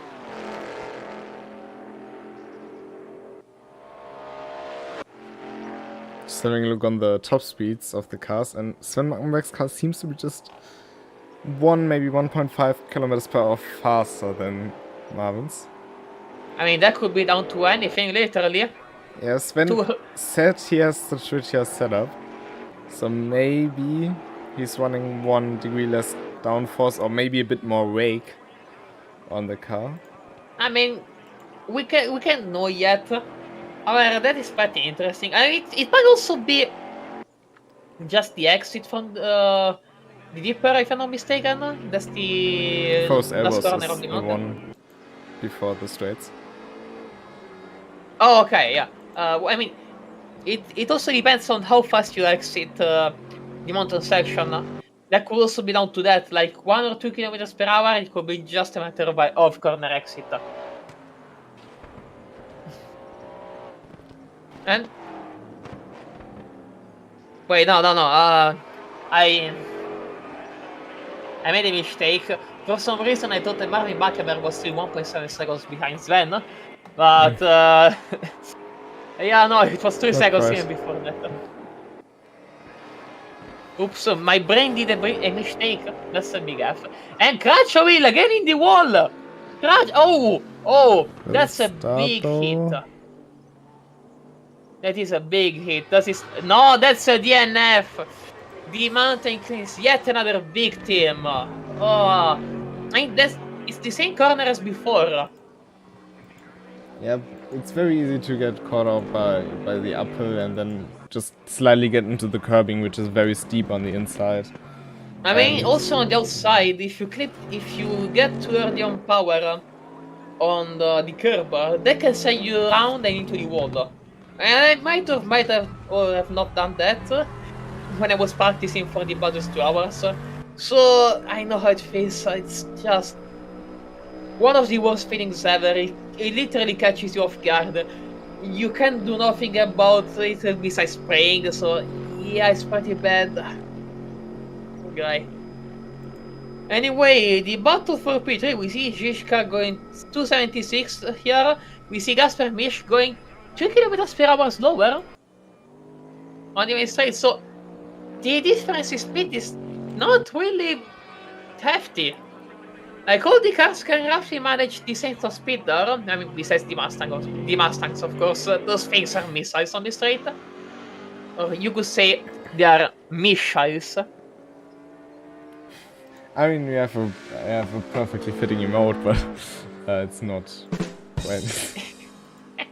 And we have a good soundboard.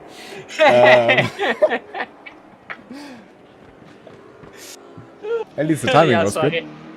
I mean, that is indeed true. But we can see Dave Siska is gaining on Sven Markenberg. The last few laps he was always like 1 or 2 tenths faster. Gaspar Misch in the 2.04.71. So improved his That best is lap. one hell of a lap time, Yeah. let me tell you that much. 204.7 considering what we... I mean, that is basically a quality time, and we see Zizka in the wall. He kissed the wall a little bit heavily there. I'm not sure if he's going to have front damage into suspensions or some aero damage. But yeah, Aero damage probably 204.7. not, but suspension damage, if we see the steering, might also be from previous incident. We don't know that. Yeah, that is true. But yeah, 204.7, that is a quali lap. Like, I think it's the same time that he set it during qualifying. Maybe a time slower. But yeah, that was still pretty fast. And Gasper going hammer time here. He's not catching prisoners. Zizka Just showing his is pretty presence. straight. Nah, he is going pretty straight, don't worry. Just, I... some people tend to have the live stream open. Oh yeah, I mean, fair enough. That is fair. That is fair. So yeah, Dave, if you're watching us, focus on the road. Don't watch us. That's always what Lewis tends to tell me when I have the stream open of the races. And I text with him while driving the Daytona over. I don't know what he could mean by concentrate on the race. Focus on the race. Yeah. I don't know what he means by that. I mean, I just text with him anyway, so. Oh, okay. Yeah, fair enough. However... Wait, but if you're going to focus on the race, are you also going to Mustang on the race? Yes.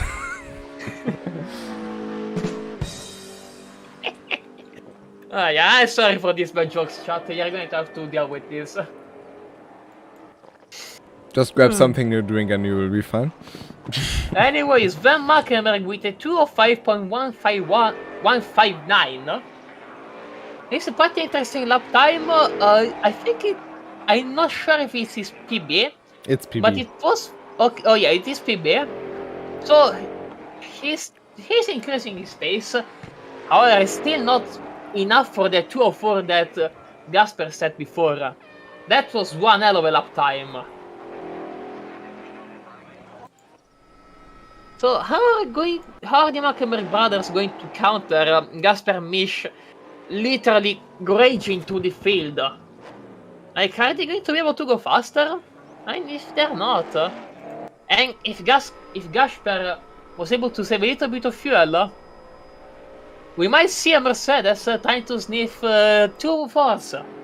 And that might be nasty for the Mackenberg brothers. I mean, you really don't want to see Gasper missing a Mercedes behind you. That is going to spell trouble.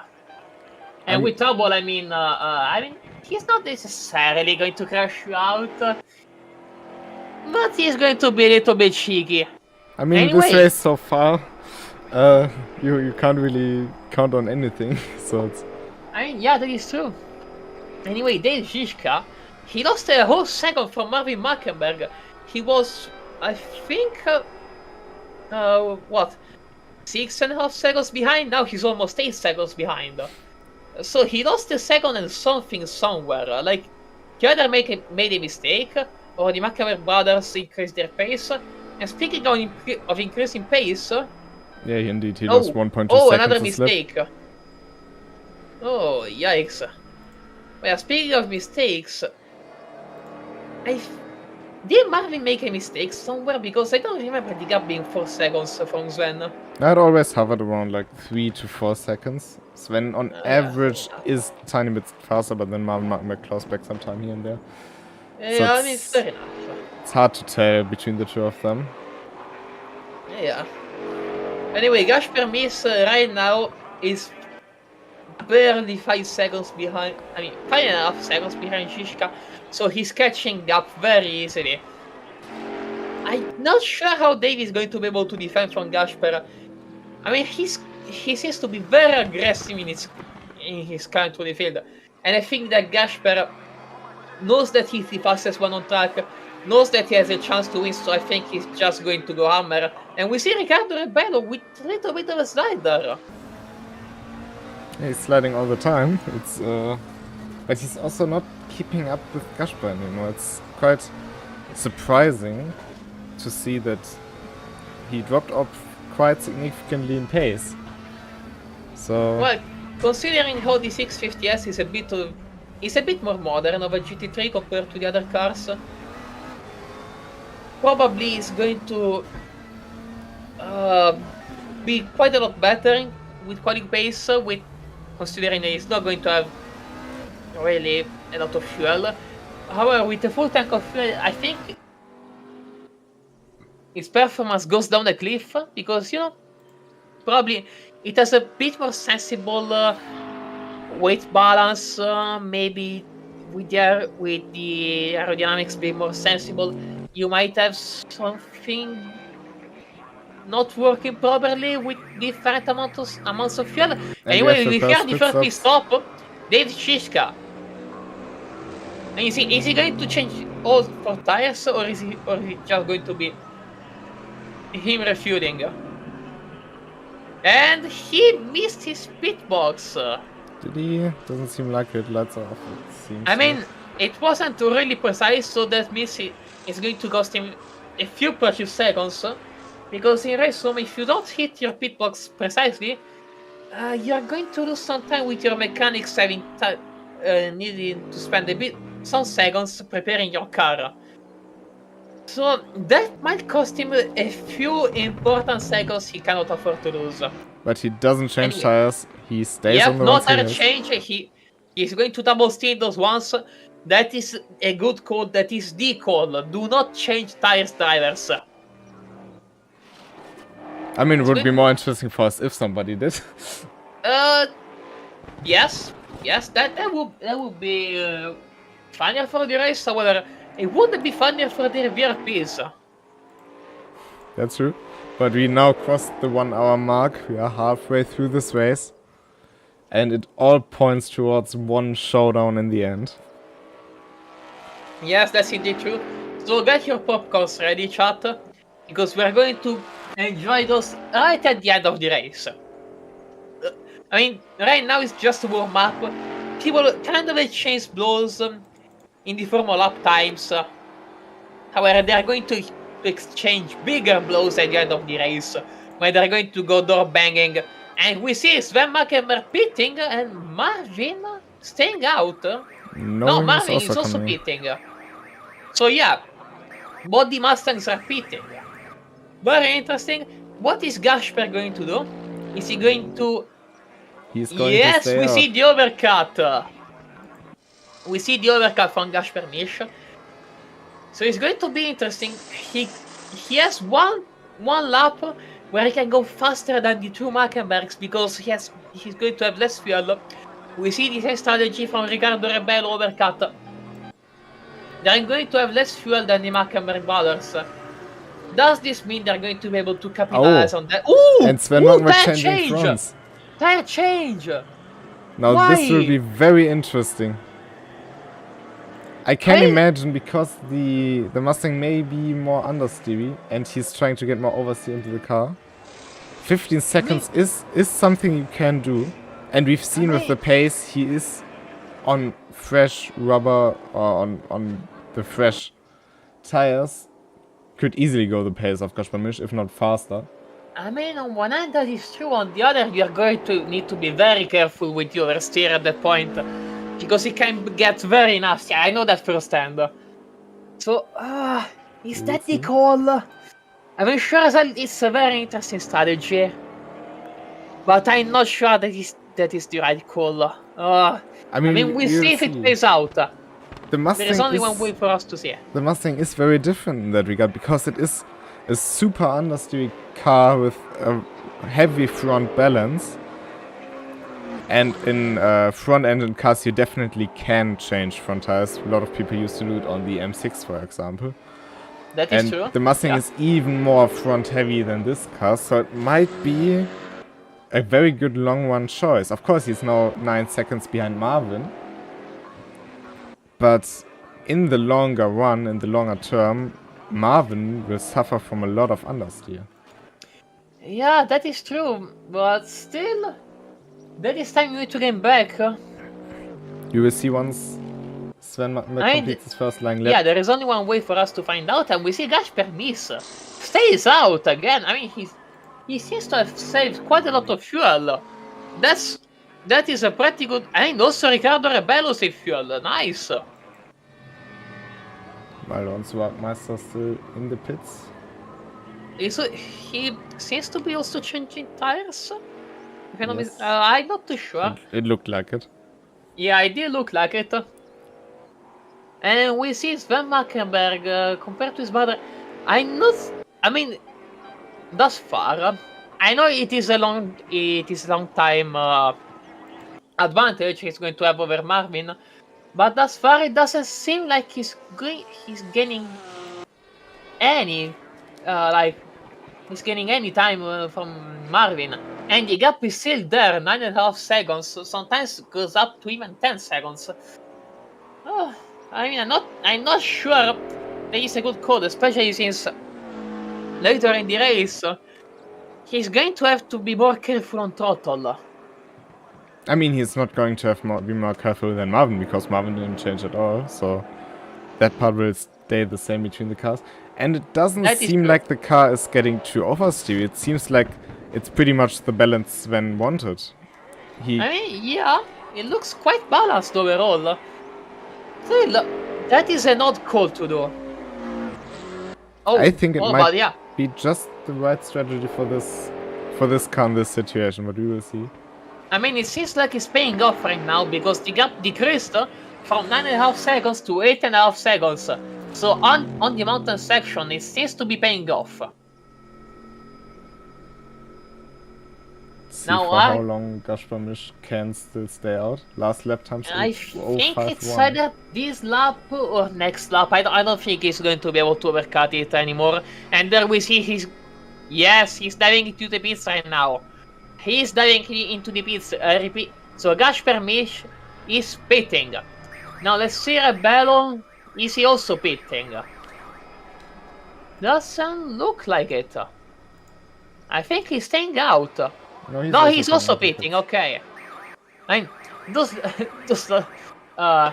gaps always fool me, because people dive into the pits and they slow down. However, yeah, I'm not used to see those gaps changing that way. Anyway, we are going to Sven Mackenberg. We are going to see him 9 seconds behind Marvin. So he is losing. He seems to be gaining quite a lot on the mountain section, but he seems to be losing what he gains. His last lap time 0.3 faster than Marvin Mackenberg. Okay. So he's making the difference, all the difference on the mountain section. Okay. And Ricardo Bello is repairing suspension damage. Yeah, looks like it. I mean, it's better to have your damage repaired over driving a crabbing car. But yeah, it seems that Sven Mackenberg is gaining quite a lot on his brother on the mountain section. Like, when it comes to Sector 1 and Sector 3, the gap I feel like it increases in favor of Marvin, but every time we go on the mountain, yeah, look at it, it's decreasing heavily. Like 8 seconds now, 7.9. He's quick on the mountain, and it looks like changing the front tires was the right call in the Mustang.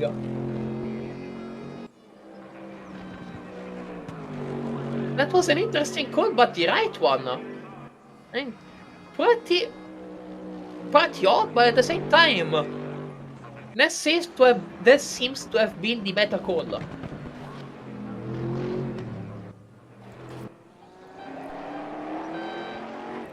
And we can hear that V8 roaring down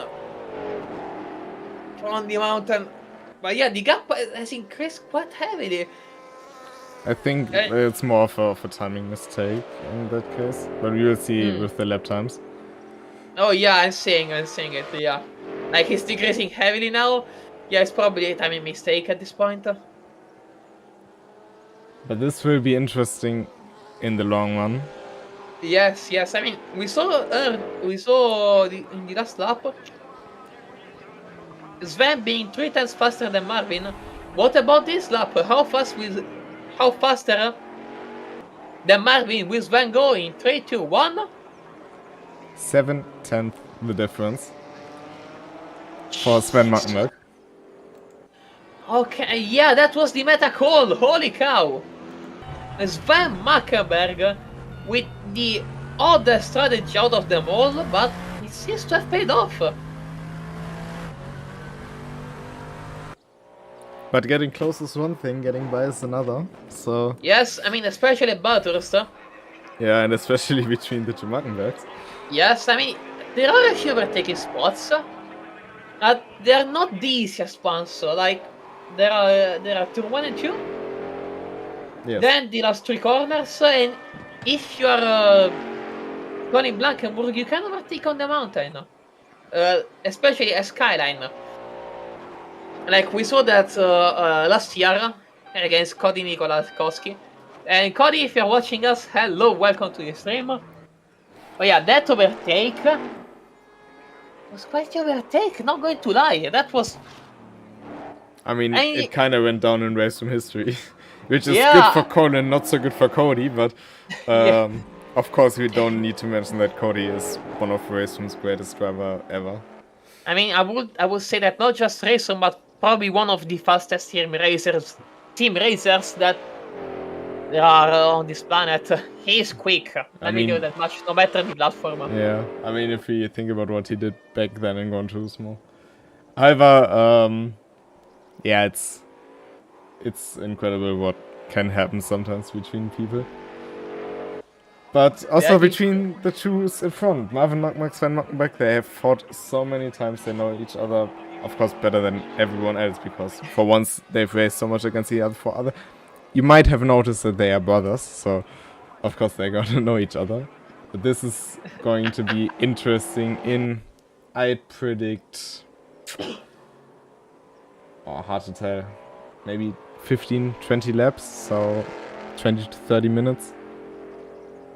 I mean, a lap is roughly 2:05. So let me whip out my best sim racing tool that you can ever have. Your PC calculator. You just have to double what you need. Like, a calculator is probably the best tool you can have for sim racing, because it can give you so many informations, like how much fuel you need for the race, how long until someone catches someone else, or how much laps do you have left. And that is what I'm going to do right now. Or how much money do I need to spend to have a that is also true. We have 48 minutes to go. It will be 24 laps roughly, so I can already tell you that. Yeah, almost 2900 seconds. Divided by 125 seconds per lap, it is 24 laps, actually. Guess what? 28 divided by 2 is... But what's kind of interesting is that both Dave Siska and Gosh Mish are not quite going the pace of the Mackenberg. So it's pretty much like in the first stint, where the Mustang seems to be faster on higher fuel loads and will probably drop off again. Yeah, but did you see how close Gasper was to the wall on Skyline? That was tight. He really ran close to the wall. That was... For a moment, I was scared for him. Wow. But I mean, you have to send it there, otherwise you're going to go slow. Indeed. So but yeah, speaking of sending it, he's catching up to Zizka. He is really there, like 3 seconds behind. I'm expecting him to catch up in the, next 4 laps? 5, 6 at most. Yeah, I'm expecting to catch up soon. And from there, we'll see. 8/10 he gained on Dave Siska this lap. But Dave Siska also had to clear traffic, so it's not that easy. True. And Dave Siska is also on a good run in itself. I wouldn't count him out of being able to run from Gosh for a good amount of time. I mean, on one end, that is true. On the other, I mean, Gasper showed us that he's a monster. Like, I think he set up the fastest lap of the race, that 2:04.7. I don't think he's going to let the pressure down. Like, Dave needs to really drive quickly if he wants to be sure that Gasper is not going to be with that big Mercedes front grille on his rear bumper soon. He needs to hurry up. Indeed. But he now has Lauren Sagmeister in front of him. He Yes, leaves I him mean, that's through. something they can capitalize on. That was a compromise done for Gasper. And is they going to be able to capitalize on that? Oh, I'm not too sure. I mean, Dave, if you're listening to us, if you ain't capitalized there, I don't think you have made other occasion to try and capitalize on Gasper niche fortunes. I'm sorry, I had to. I had to. Gasper's niche fortunes. You have really a lot of fun with the soundboard, right? Maybe we should use this in official streams, I guess. However. I mean that would be funny. That would be extremely funny. I'm not going to lie. But yeah, the gap between the Buckenbergs, how is it at this point in the race? Another 6/10 Sven gained on Marvin this lap. Yeah, I think that Sven is cooking right now. He's a Michelin chef at this point. He's cooking hard. He's going to be able to catch up Marvin relatively soon-ish, TM. And I was expecting Gasper to be able to do that on Dave. Now they both set quite a similar lap time with the 207.5 and 207.6 respectively, both being affected by the traffic. Okay, probably. I mean that's fair enough. So we are not going to be able to know exactly their true pace because they got screwed by traffic. It happens. Like this is what happens in endurance races. It's not a sprint where you can just go and send it at literally not care as long as you send it. Here you're going to have to contest with traffic, fuel saving, tire saving. It's not easy. It's not that easy. Let me tell you that much. Especially if you're on the receiving end of being lapped. Like Sagmeister, I'm not expecting to see also lap times from him, especially since he's got lapped relatively soon. But we can see that Zizka's Z4 seems to be quite loose around the mountain. Yeah, the heavyweight in the front of the car, of course. Yep. I mean, I do expect Gasper's SLS to also be not the easiest one to drive there. I mean, in general, front engine cars there do suffer quite a bit. Like, you have all the weight in the front. Your car is really going to be pointy. I mean, it's not going to be easy for you to dwell around the mountain section. The advantage of the SLS, of course, is it's not really front engine as it's front mid engine. So you have the engine not sitting on the front axle but slightly behind it. That means the weight balance is behind the front axle, which actually changes a lot. That is indeed true. And I think that's something Mercedes stuck with their NG GT3. And I think also Ford did that for their new Mustang. Yes. Anyway, the gap between the Mackenbergs now reduced to 6 seconds, speaking about Mustangs. Like, it's a bit iffy because race timings can be a bit iffy. However, that is much lower than what we saw before. We see Sven got... Yeah, and his call is paying off heavily. He's gained 1 second over the last lap on both Marvin Magmac and Dave Siska.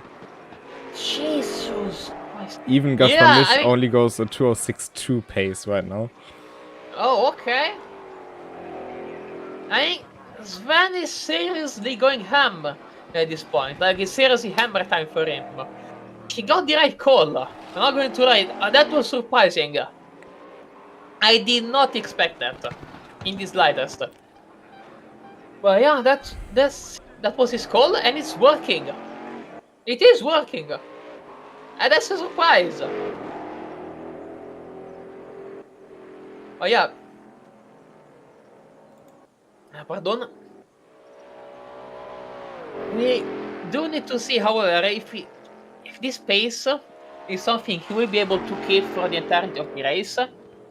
Like, if the rear tires fall off too much at the end, I might expect this car to become a bit too oversteery. Especially because if the tire wear on those rear tires is too high, you are going to have some trouble putting the power down. It's not going to be that easy. And it might also be because the Mustang is like such a big chunky car that you actually don't use all too much rear tires, but more front tires due to understeer. That is fair. So Also, maybe it just evens out before that point in the race comes. yeah, that is a fair point. Also, did Gasper hit something somewhere? I mean, It you doesn't can see say that. he was in a collision, so maybe it was a leg spike or something. Yeah, it's possible. Like, it's probably just initial damage with locally. Still, that worried me a little bit. And one other thing we need to notice, the gap is going down. It's not below 2 seconds. Gasper is cooking. He wants that P3. He wants that podium. And it doesn't look like he really wants to give up. I mean, when does Gaspar ever give up? So I mean, that is... I think I've seen him give up from time to time when he got terminal damage, but everyone does when they get terminal damage, so... I mean, if you get terminal damage, you don't really have a choice whether you give up or Yeah, not. that is true. So yeah, Gasper never gives up, unless he has no other alternative. And even if he doesn't have any other alternative, he's still going to try. Indeed. But now there's But yeah, this he's guy. up there. Yeah. There's this guy with the AMG breathing down his neck. Or drifting it. Yep. Whatever. I mean, to be fair, it's so to see a BMW get his lift, and we see him trying to break the door once, twice. I mean, that's about it. You cannot really weave anymore on this straight at this point. Now we're going to see Zizka going for the line on the third to last corner. How big is the gap? And is the gap even going to increase at this point? It's still there at 1 second. I think he might have to start defending soon. Like, we already saw him trying to break the toe a little bit, and this is probably going to give him, you know, some room, some breathing room. And we see Gasper missing the apex. That's not something you want to do. I mean, this is going to make you lose an important end. And we see again Dave Shishka trying to break the toe there. And then going back on the racing line for this corner. And we see again Gasper miss. He missed another apex. I mean, it's not that bad to go wide into this turn, which is called Griffin's Bend. Of course, I know that from memory and not from a tracking album. No, but you can go right there because it's cambered a bit inwards and you don't really have a dirty track in Reisu. So that is true. You can afford to go wide there and just take the momentum through the turn, and also you don't risk hitting that inside curve, which is actually dangerous. I think that's what caught Iri Kartoffel out on 2 occasions. Poor guy. But yeah, we see. You can see how much later Gasper breaks into Skyline compared to Zizka. That is where he gains quite a lot of time, I can tell you that much. Now let's see here on the corner exit. Again, he's missing apexes left and right. I'm not sure that it's going to pay off in the long run. But yeah, we see David Zizka trying to break the toe again. Like, I think he's watching his rearview mirror and he's quite worried about it. I mean, who wouldn't be?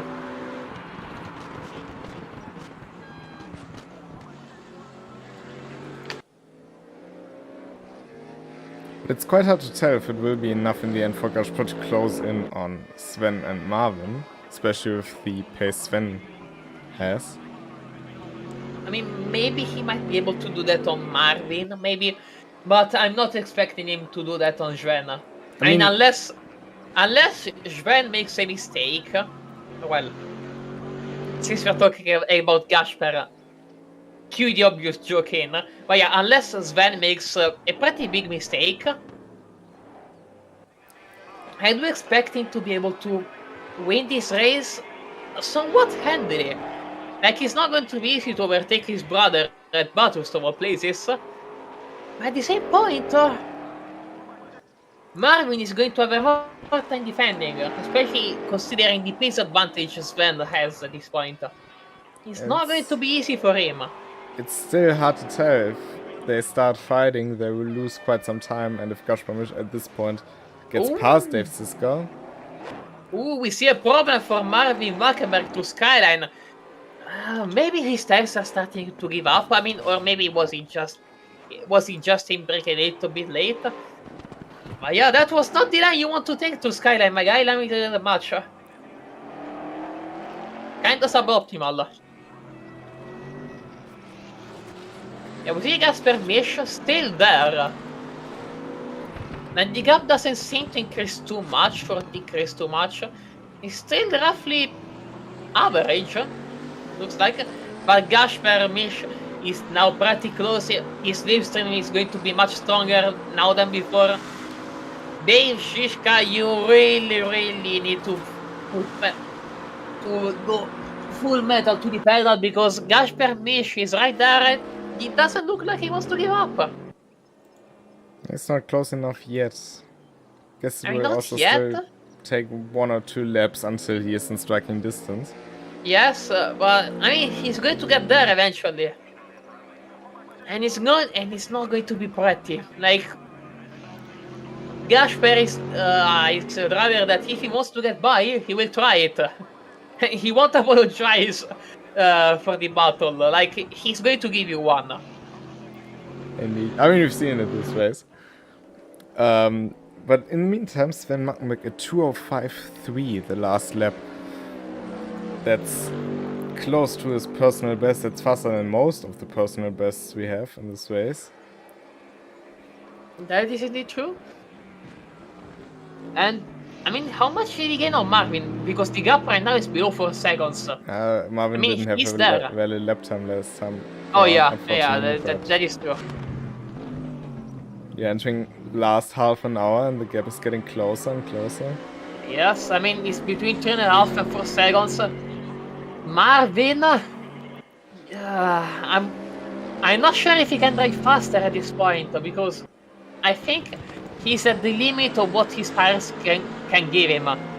But at the same time, we see here Gasper Mish very close to Dave Shishka. The gap is only 3 tenths, 3-4 tenths. I mean, he's close. He is very close. I mean, I think that Dave is all he's seeing is in his rearview mirror is the giant front grille with the 3-pointed star. That's not something you want to see in your rearview mirror. Let me tell you. That is striking distance. Like if Gasper is going to take the slipstream here, that might mean that he's going to be in striking distance at this point. Yeah, but it's not close enough, I think, into the chase. I mean, not yet, but it's going to be close enough real soon. But yeah, he missed another apex. I think he's trying to not get onto the curbs too much, to be honest. Yeah, because we can see if he really has damage on that rear right tire on the part that hits Jiří Kratochvíl, then you might just not want to take the curbs and not even get into the risk of taking those curbs, because especially when you drop down from those, like exit T1 isn't that bad, but the inside curbs are quite high on Bathurst. If you drop down, you suddenly get that burst of oversteer and can spin you easily around. Yeah, that can easily send you into the wall. That is not a good situation Gasper is finding himself in. Like, he's close, he needs to be close, but at the same point he needs to be very careful. There's quite a lot of pressure on his shoulders.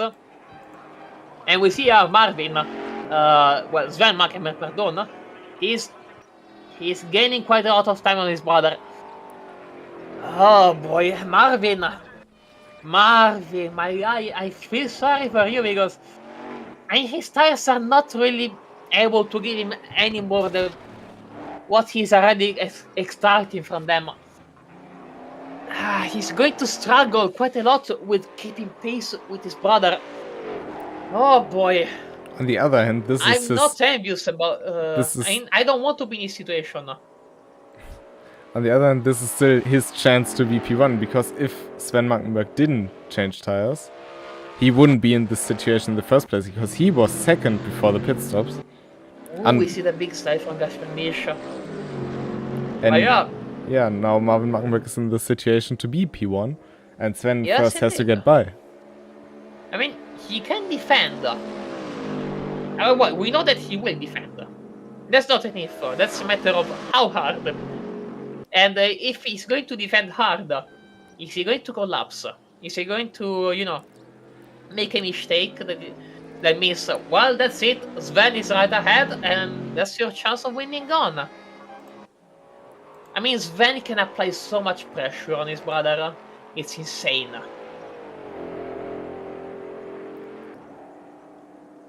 I mean, not to spoil anything, but Marvin Maggenberg has kind of the habit to finish second in many races, which is not a stat you want to have for yourself.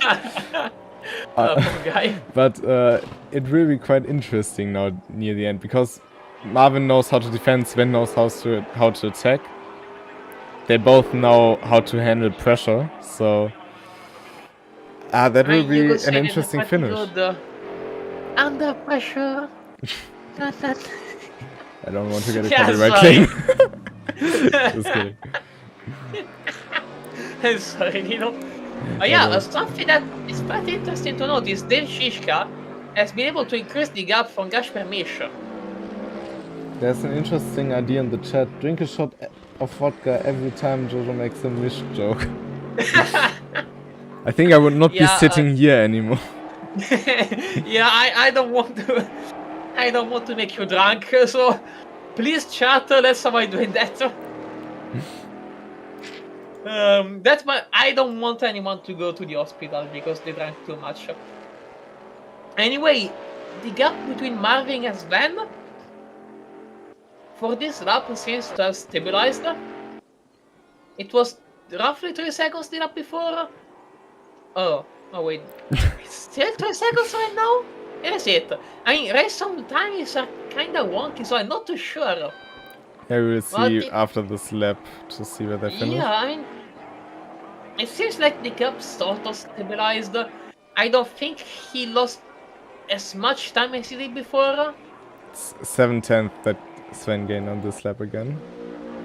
Never mind, I got proven wrong.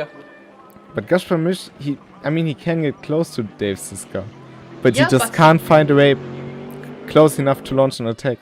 Yeah, not even that. Like, he seems to that every time he gets close, he's losing time.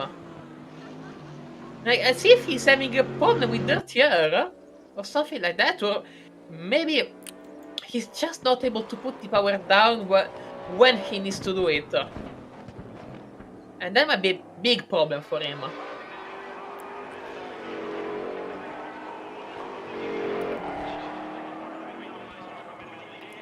Like, he might have missed his shot at taking P3 at this point multiple times.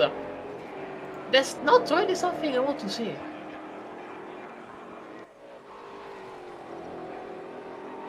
Again, sorry for the Mish joke. Oh yeah, Marvin is pushing, I can tell you that much. And if he was, he wouldn't get the slowdown penalty. Like, he knows that he has to push and he's doing it. That means that he's going off track a bunch of times, but at the same point, does he really have an alternative? Not really. No, it's not really a choice, it's more of a necessity. Yep. He really has to, otherwise P1 then might go away. That would be a problem.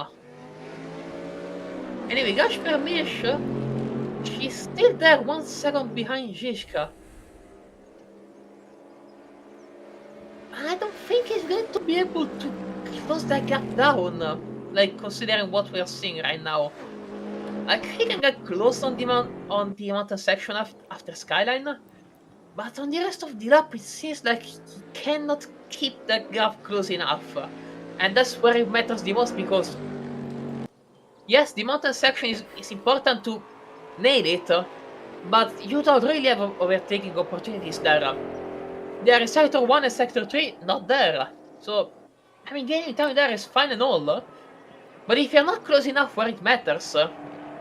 Gashpamish just lost 5/10 in this last lap. Yeah, I mean, Hard to he's say. having a problem. He's having a big problem. And that might just be the tires falling off, damage being too much for him to handle, or, well, damage being too much for the car to handle, actually. But yeah, it might be a plethora of reasons. It doesn't look like he's going to be able to get P3 unless something extraordinary happens. I mean, it's still not a big gap between him and Siska, so it's still very much open. But it's also... I mean, he's open, but yeah, at the same time, it's hard to tell. He's really not going to be able to... Yeah, pardon? Like, he's not really going to be able to have an opportunity to close the gap down where it matters if what we've seen in the last laps is anything to go by. I'm gonna need to drink water. So you can see, like, he's not backing off, that's for sure. He's still pushing. But I mean, maybe he's still trying. because he got that damage on the rear right quite early in the race, so like after 5 to 10 minutes, this hurt his tire more than it usually would. Of course, if you have just a slight change in tow and you drag that tire along for nearly 2 hours, it's gonna degrade much faster than it would normally do. I mean, also, he's going to seriously mess your handling and also how much power you can put down. Yeah, but he didn't That seem would be- to have a problem with that originally, but maybe the tire degradation has just gotten much worse because of it, or just slightly worse, and now he's at the risk of having a tire maybe even completely down at the end of the race, and he just needs to save this tire. I'm not too sure, like, Bathurst doesn't really wear your tires down too much, and those V5 tires, as I said before, they really last forever, but I think he might end this race with 8%, like below 10% tire life. Like, I'm expecting it to be low, not 0, but it's going to be very tight. It really just depends on how much damage there is, because with the new tire model, damage on the suspension really does affect tire life significantly. So by probably... I'm just thinking about how much damage I had and when I received in the Tour Bathurst. I had it quite late in the race, so maybe like last half an hour, and it wasn't much, and it still cost me 5 to 10% tire life on one of the tires compared to the others. Oh, that's... So it really is significant, but is it big enough for Gaspar to actually be a problem? He is getting closer and closer to Siska. He did it closer, same as Sven. Both Sven and Gaspar got closer to their main rival in this race, in this lap, and they actually got quite closer. Not going to lie, this is a pretty interesting end of the race. I mean, Sven is in slipstream range. I think he's going to be able to strike in 1, maybe 2 laps. And you can see how close he is. Then Gaspar is also there, but we've seen before, he doesn't seem to be able to fully capitalize on him being able to take the slipstream of the car ahead. So I'm not too sure about him. I'm pretty sure about Sven though. Like, look at him, he's so close at this point.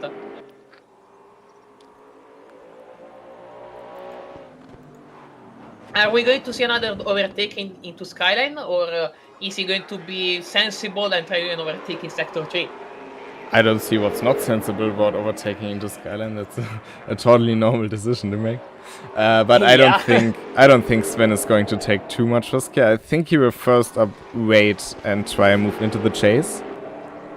Because with Slipstream in the Mustang, it might be hard to get through, but you can surely get alongside.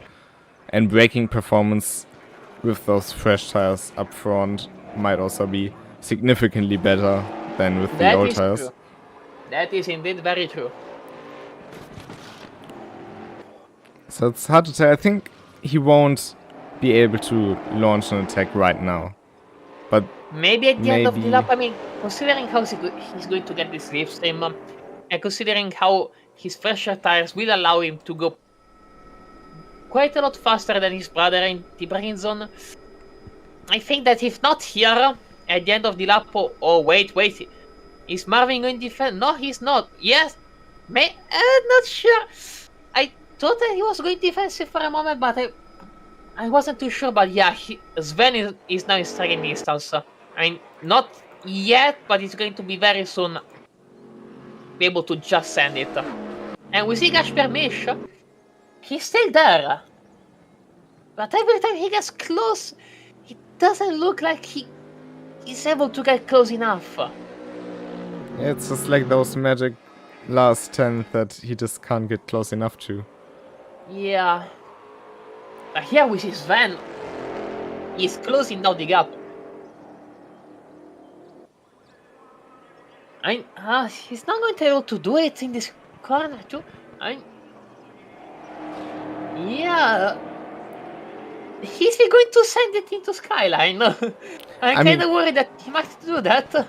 Realistically, the mountain is his best shot because there's his pace advantage over his brother. But yes, that is true. It's also, of course, by far the most dangerous place to do anything. Yeah, I mean, it is very risky. You can see that those walls are very close, and you see Marvin, he's sending it there.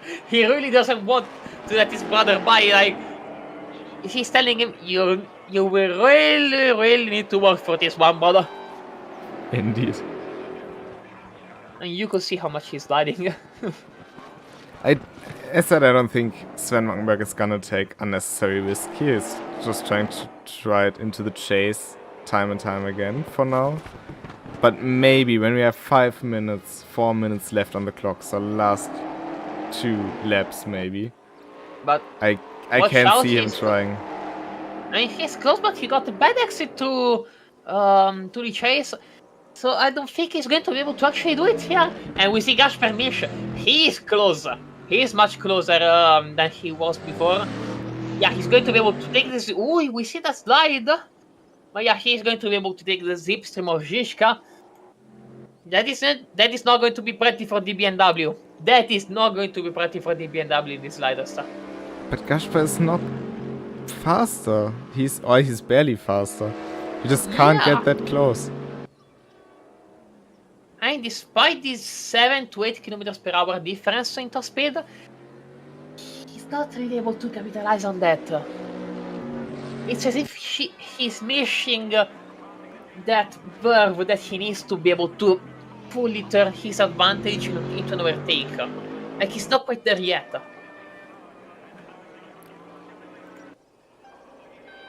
That's a problem for him, because you don't really have unlimited time. There are only almost 15 minutes left at this point.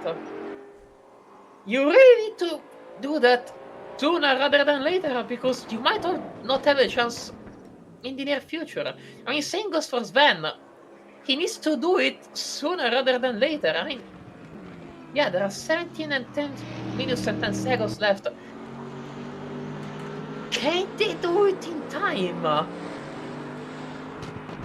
That will be the big question.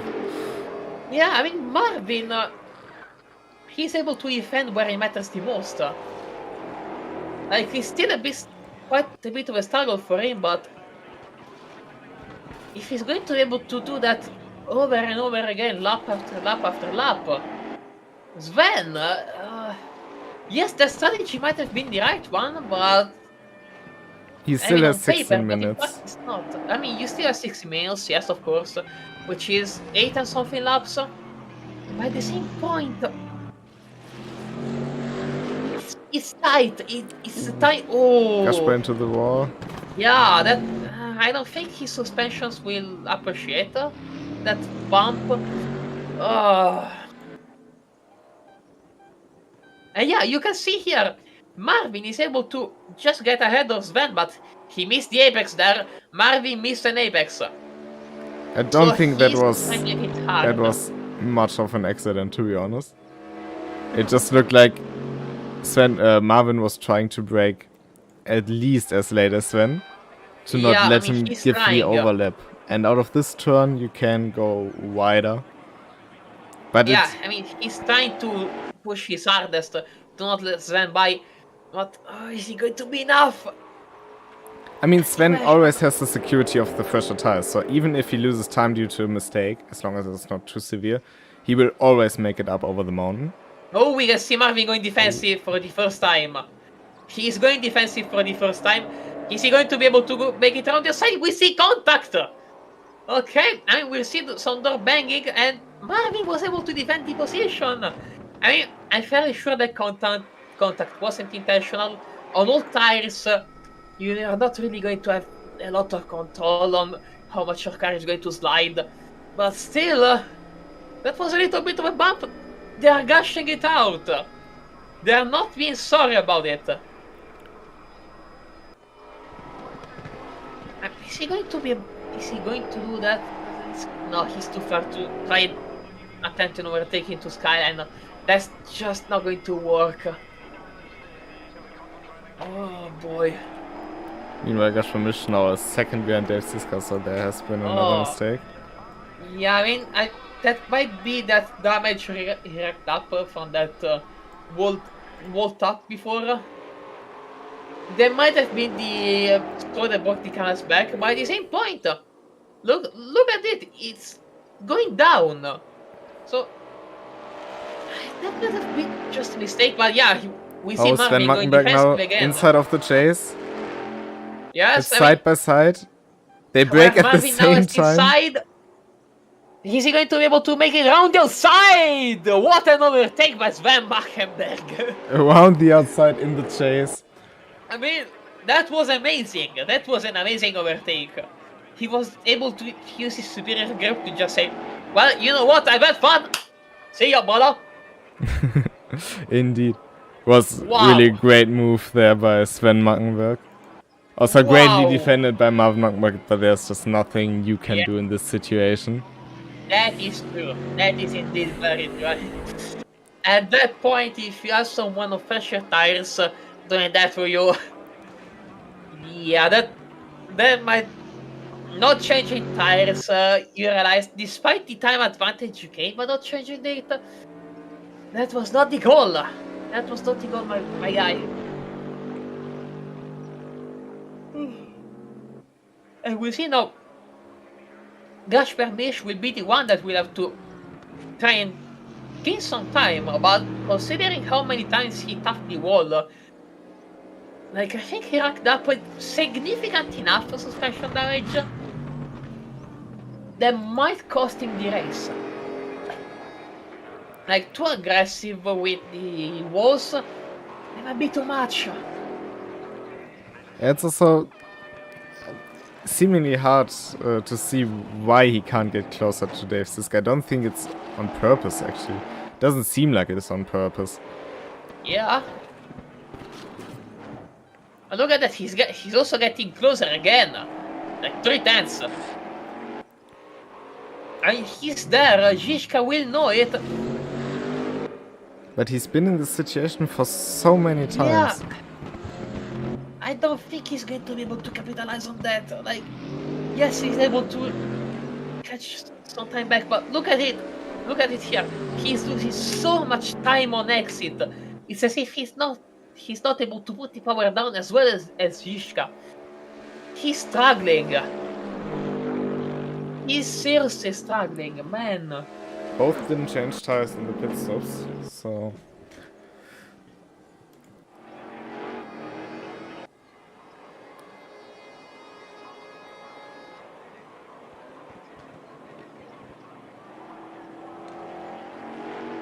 And we can see that Sven right now is pulling away from Marvin. And what was it this last lap? I think he gained 5 tenths. 7 tenths, Something yeah. like that. Yeah, 7. And at this point, he's just 7 tenths faster than Marvin. Lap after lap. Like, there are only 3 things certain in life. 4 things certain in life. No, 3. Yeah, it was 3. Taxis, dead, and Sven being 7 tenths faster than Marvin per lap at this point. Man! So he surely made back those 15 seconds. Yes, I mean, he absolutely did, and he got the interest on them. But it's You still a wait fight here. for the podium here.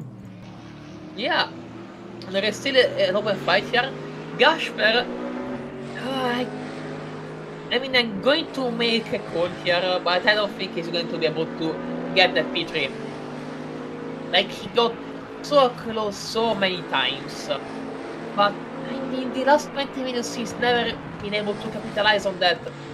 So, oh, he's going wide. He's going very wide. Yeah, I don't think he's going to be able to do it.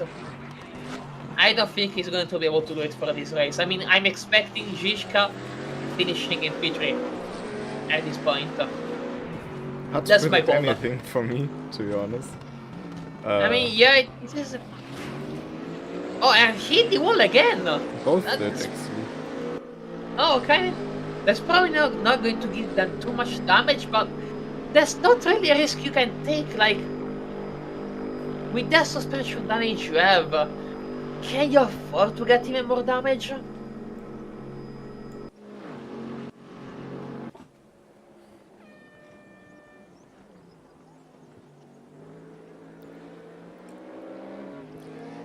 That is a big question at this point.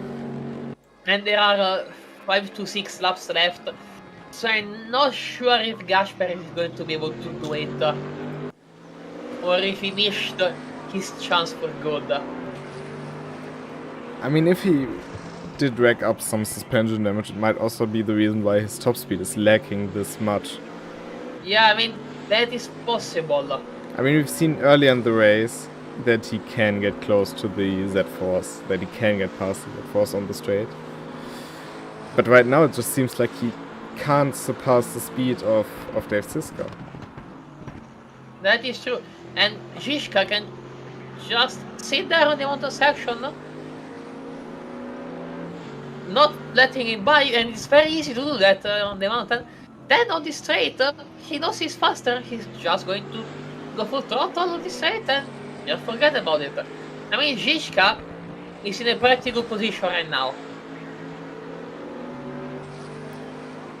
He's in a very good position to be able to finish P3.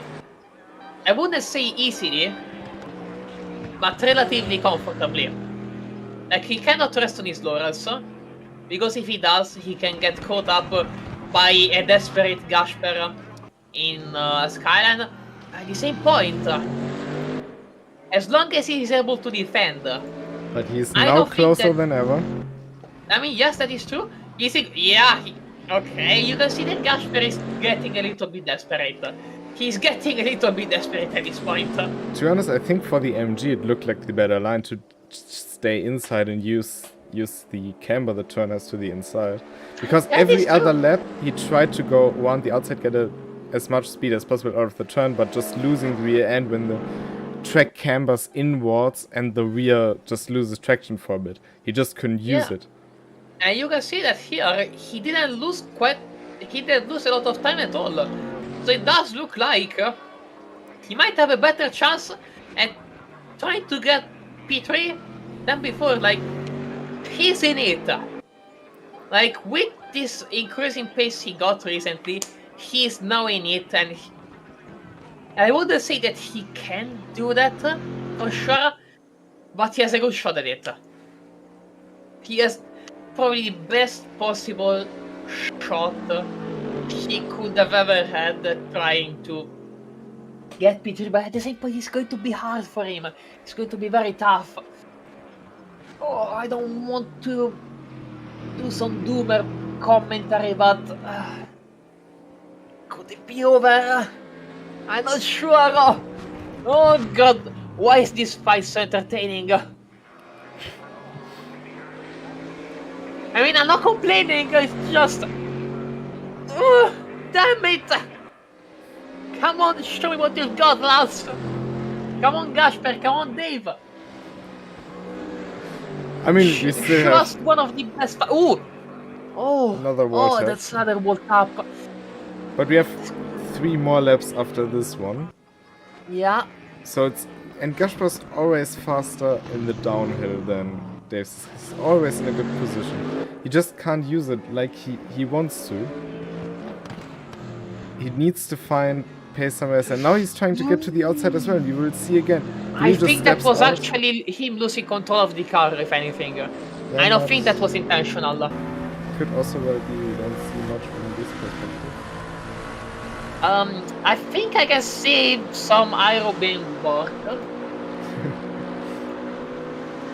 Some And you can see that aero damage. yeah. I mean, he's not faster than Zizka, even in this slipstream, the same top speed. That's not something you want to see. That is not something you want to see at all. But what's interesting is that both Mish and Siska are faster than Marvin Mackenberg.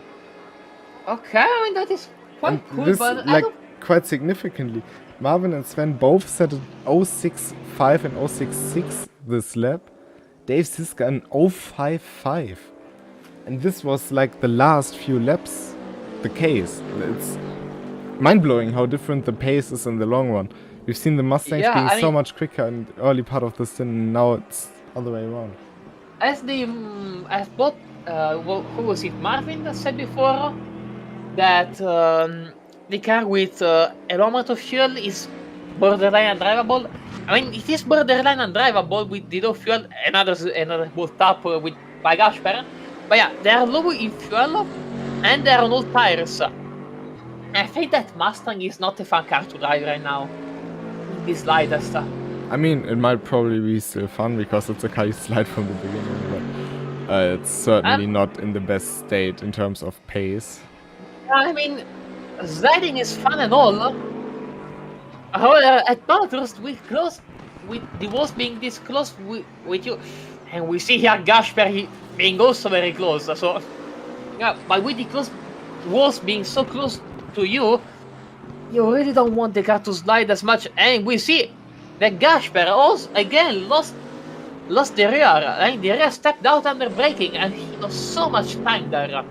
Doesn't look like it. Looks like he really tries to go there. I just don't get why. I mean, I think that the rear just steps out because of the damage. So he's just missing the line he wants to go for. It's hard to tell. How, whatever it isn't the fastest. And that's yes, that is true.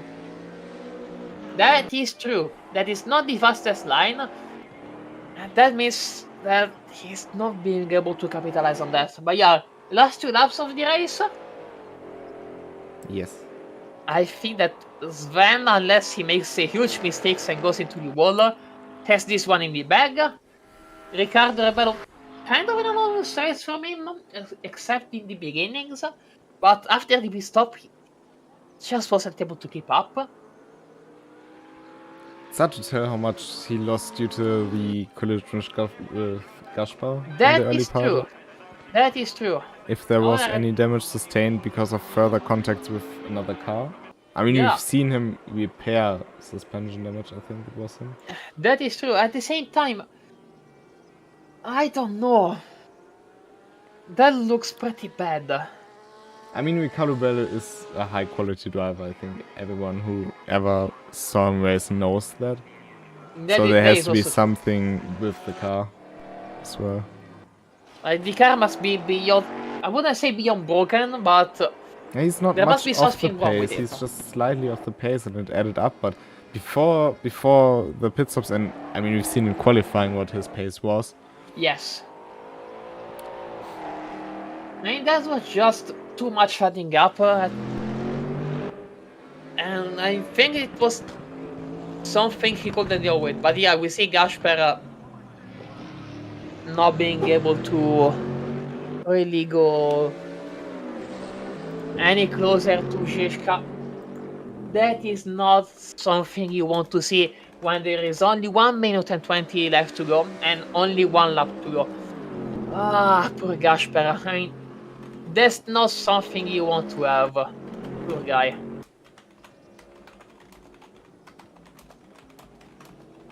I mean, he's still a P4, don't get me wrong. He survived the mountain quite a lot of times. But still...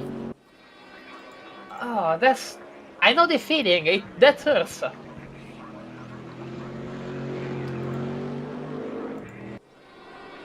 And yeah, they're all on the final lap except for Rebello and Stagmeister. Yeah, I don't see how Gasper is going to be able to get P3 unless Dave makes a mistake. Mistake that apparently Stagmeister did because there are yellow flags out. I don't know in what sector, but he's probably in the wall. Oh, that's an unfortunate collision. I think that's a DNF. That is very unfortunate. Oh, that's a It's basically like the Peugeot today in WEC. Yeah, oh, that's a massive DNF. That is not something you want to see. Poor guy. I mean, that's basically just like rubbing salt into the wound. Like, it wasn't really very strong race from him. Now a spin into the wall, engine broken. That's just sad, poor guy. That is not something you want it to happen to you. Like, it does remind me of my first race at Bathurst ever. It was a race with the guys at Split Room. It was multi-class with Bentleys, if I'm not mistaken. I ran out of fuel in the pit lane. That was pretty embarrassing. But yeah, here we see Sven Mackenberg just cruising to the victory. I mean, unless he makes a massive, stupid mistakes at the last corner, that's a race won. It's Sven Mackenberg coming around the final turn after 2 hours of racing with a very alternative strategy. Comes across the line to finish first. P1! That's a P1 for Sven Mackenberg. GG. P2 for Marvin Mackenberg. Then we're probably going to see a P3 for Zizka and P4 for Mish. That's a bit of a shame for Gasper. 2 seconds distance in the end. Yeah, I feel like his car was just too broken at the end. Then Ricardo Rebel in P5 and 4 DNFs. Like, almost 50% of the grid DNF'd. And most in the same way as well. Yeah, I mean, that quite the high attrition rate, I'm not going to lie. That is not something you want to see. Yeah, anyway, Rebello should be crossing the line soon. Yes, he there does is. now. And that's it. Race is over. We have our final. I mean, it's not really final, is it? Because we will see. Yeah, the post-race incident reports. Maybe there might be some position changes. But yeah, that's GG's and Mackenberg for the P1 and for the very alternative strategy. GG to Marvin Mackenberg that really fought to the end. GG also to Dave Zizka and Gasper Mish, because they also put up a great fight and Gasper set the fastest lap time. Also Ricardo Rebello, he never gave up, even if it was a bit of a boring race for him at the end. He never gave up. Indeed. And also I want to just point out that Dave Zizka, he drove from P6 on the grid to P3 in the final standings. With a pretty mistake-free race. That was very good performance by him. I mean, very impressive, not going to lie. Indeed. For now, I'd say that we will look at the race and then post the results. Because there have been quite a lot of things going on that needs to be reviewed. However, I have a few announcements for you guys. And I will start with the one that will probably interest most of you, because it's about the next KCG event, which is already planned, already scheduled, and will be in, I think, 2 weeks. So not ultra far. to the future. I will double check before I say something wrong, but I've not put it too far into the future actually this time. So let me just double check. I don't think I've ever seen a KCG event happening this soon after another one. Back when we had leaks, definitely we had that. Yeah, fair enough. It's... No, wait.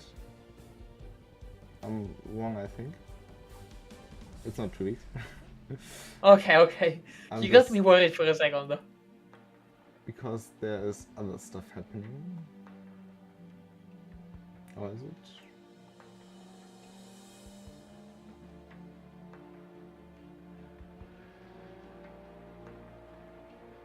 It is actually in 3 weeks. Okay. Because on March 23rd, I got my dates confused, of course. On March 23rd, in 3 weeks, we will have the next combination, which you will see right now. This was the wrong one. This one.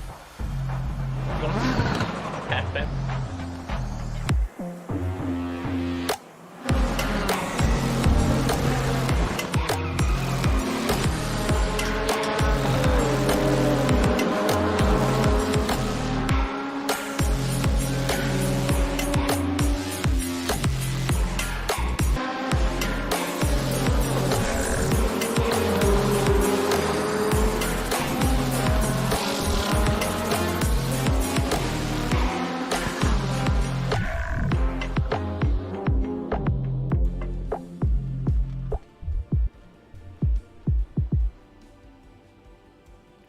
So as you can see, we will be driving old touring cars. And Marvin already calling zero finishers. Yeah, I can see it. I can see why. I mean, the curves there are deadly, let me tell you that much. At the same point, I love those touring cars. Like TC1 touring cars, they're just chapeau, like amazing. Like, I love them. Yeah, so we will run WTCC 14 to 17 on Zoll for 3 20-minute sprints. That's what the 3x20 stands for, if you haven't noticed. It's a fairly typical TCR race, but with the old cars, they haven't been used in a long time and they are super awesome. One of them also has a very interesting light bug, which some of you might know or find out. Yeah, is it the C300 if I'm not mistaken? Maybe. However, I'm looking forward to this race. We didn't have front-wheel drive cars in quite a while as the mainline series, only as support series. And also the format. Like, we've run a lot of endurance races. It's time for some sprint action, I'd say. As said, March 23rd, more info will come over the Discord in the coming days or at latest next weekend. But this isn't the only one. Some of you might notice I have asked a few things on the KCG Discord recently. And I want to talk about the future of KCG. We will still remain in Race Room, as we do right now, because that's our heritage, my heritage, whatever. But I want to expand KCG a bit with this, because I have the opportunity to run a KCG league, or in general a league, over at Mainboard, where we could do all kinds of awesome stuff as well. And as always, I would put out more info over the Discord channel as soon as it's time for it. But the thing is, if you don't have a key to Mainboard, I could give you one. So we would get more keys to distribute. And yeah, I've thought about it quite a lot. I think it's a good step to do. It's a good platform. I mean, of course, I work there and stuff, but I see a lot of potential in there, and I want to especially stress that this won't replace Race Room. So it will run alongside. It will be a bit different. There will be live streams, but it will be more of a normal league compared to what we have in Raceroom. I will probably just run it alongside, not as a mainline. So there will be a new info channel with infos about the KCG league in Mainboard. That's what the plan looks like at the moment. And I'd think about starting with it in the weekend after the 3x20, so beginning of April. And yeah, that's pretty much all info I have right now for it. But I'll be honest, that looks super juicy. I mean, Resport is a game I've always had my eye out for, but I wasn't too sure if I wanted to get it or not. At this point, I have a reason to. Indeed, that Nice. does well. But yeah, we could do a lot of interesting stuff. I think there's, of course, not the content variety of Raceroom. There's not all the functionalities of Raceroom, but there's still a lot of stuff that we can do differently. It will be a bit more of a classic season format, but I think that's also what some people would be looking for. And we can really use the two strengths of the game, maybe get people from Raceroom to Mainboard and the other way around as well. That's what I would like to achieve with this. Because in my opinion, both games can profit off each other in a lot of ways. And I just wanted to announce it already. So you know what the future of KCG may be like. But we won't stop with Raceroom. That's what's most important for me. Raceroom will still be the mainline act of KCG. We will still have the bigger events here. And I think that was it for today. Do you want to add something? I mean, all I have to add is I'm looking forward to the next race and how things will evolve with transport. I mean, I'm looking forward to both, especially because all the events here in KCG are always amazing. So I'm very excited about the future at this point. Especially since I love front-wheel drive cars, especially race cars that are front-wheel drive for some reason. Especially DC ones, I feel like they're extremely underrated. And Resport, if that means that we can have more people in these events, like having fun with us, man, I'm looking forward to that. I'm genuinely looking forward to that. That sounds great. With that Indeed it does so much. With that said, I hope you all had a nice evening. Get some rest now from the hard racing. And I'll see you all in 3 weeks time on this channel, or earlier if you check by the ranked by the Mainboard community events. And until then, have a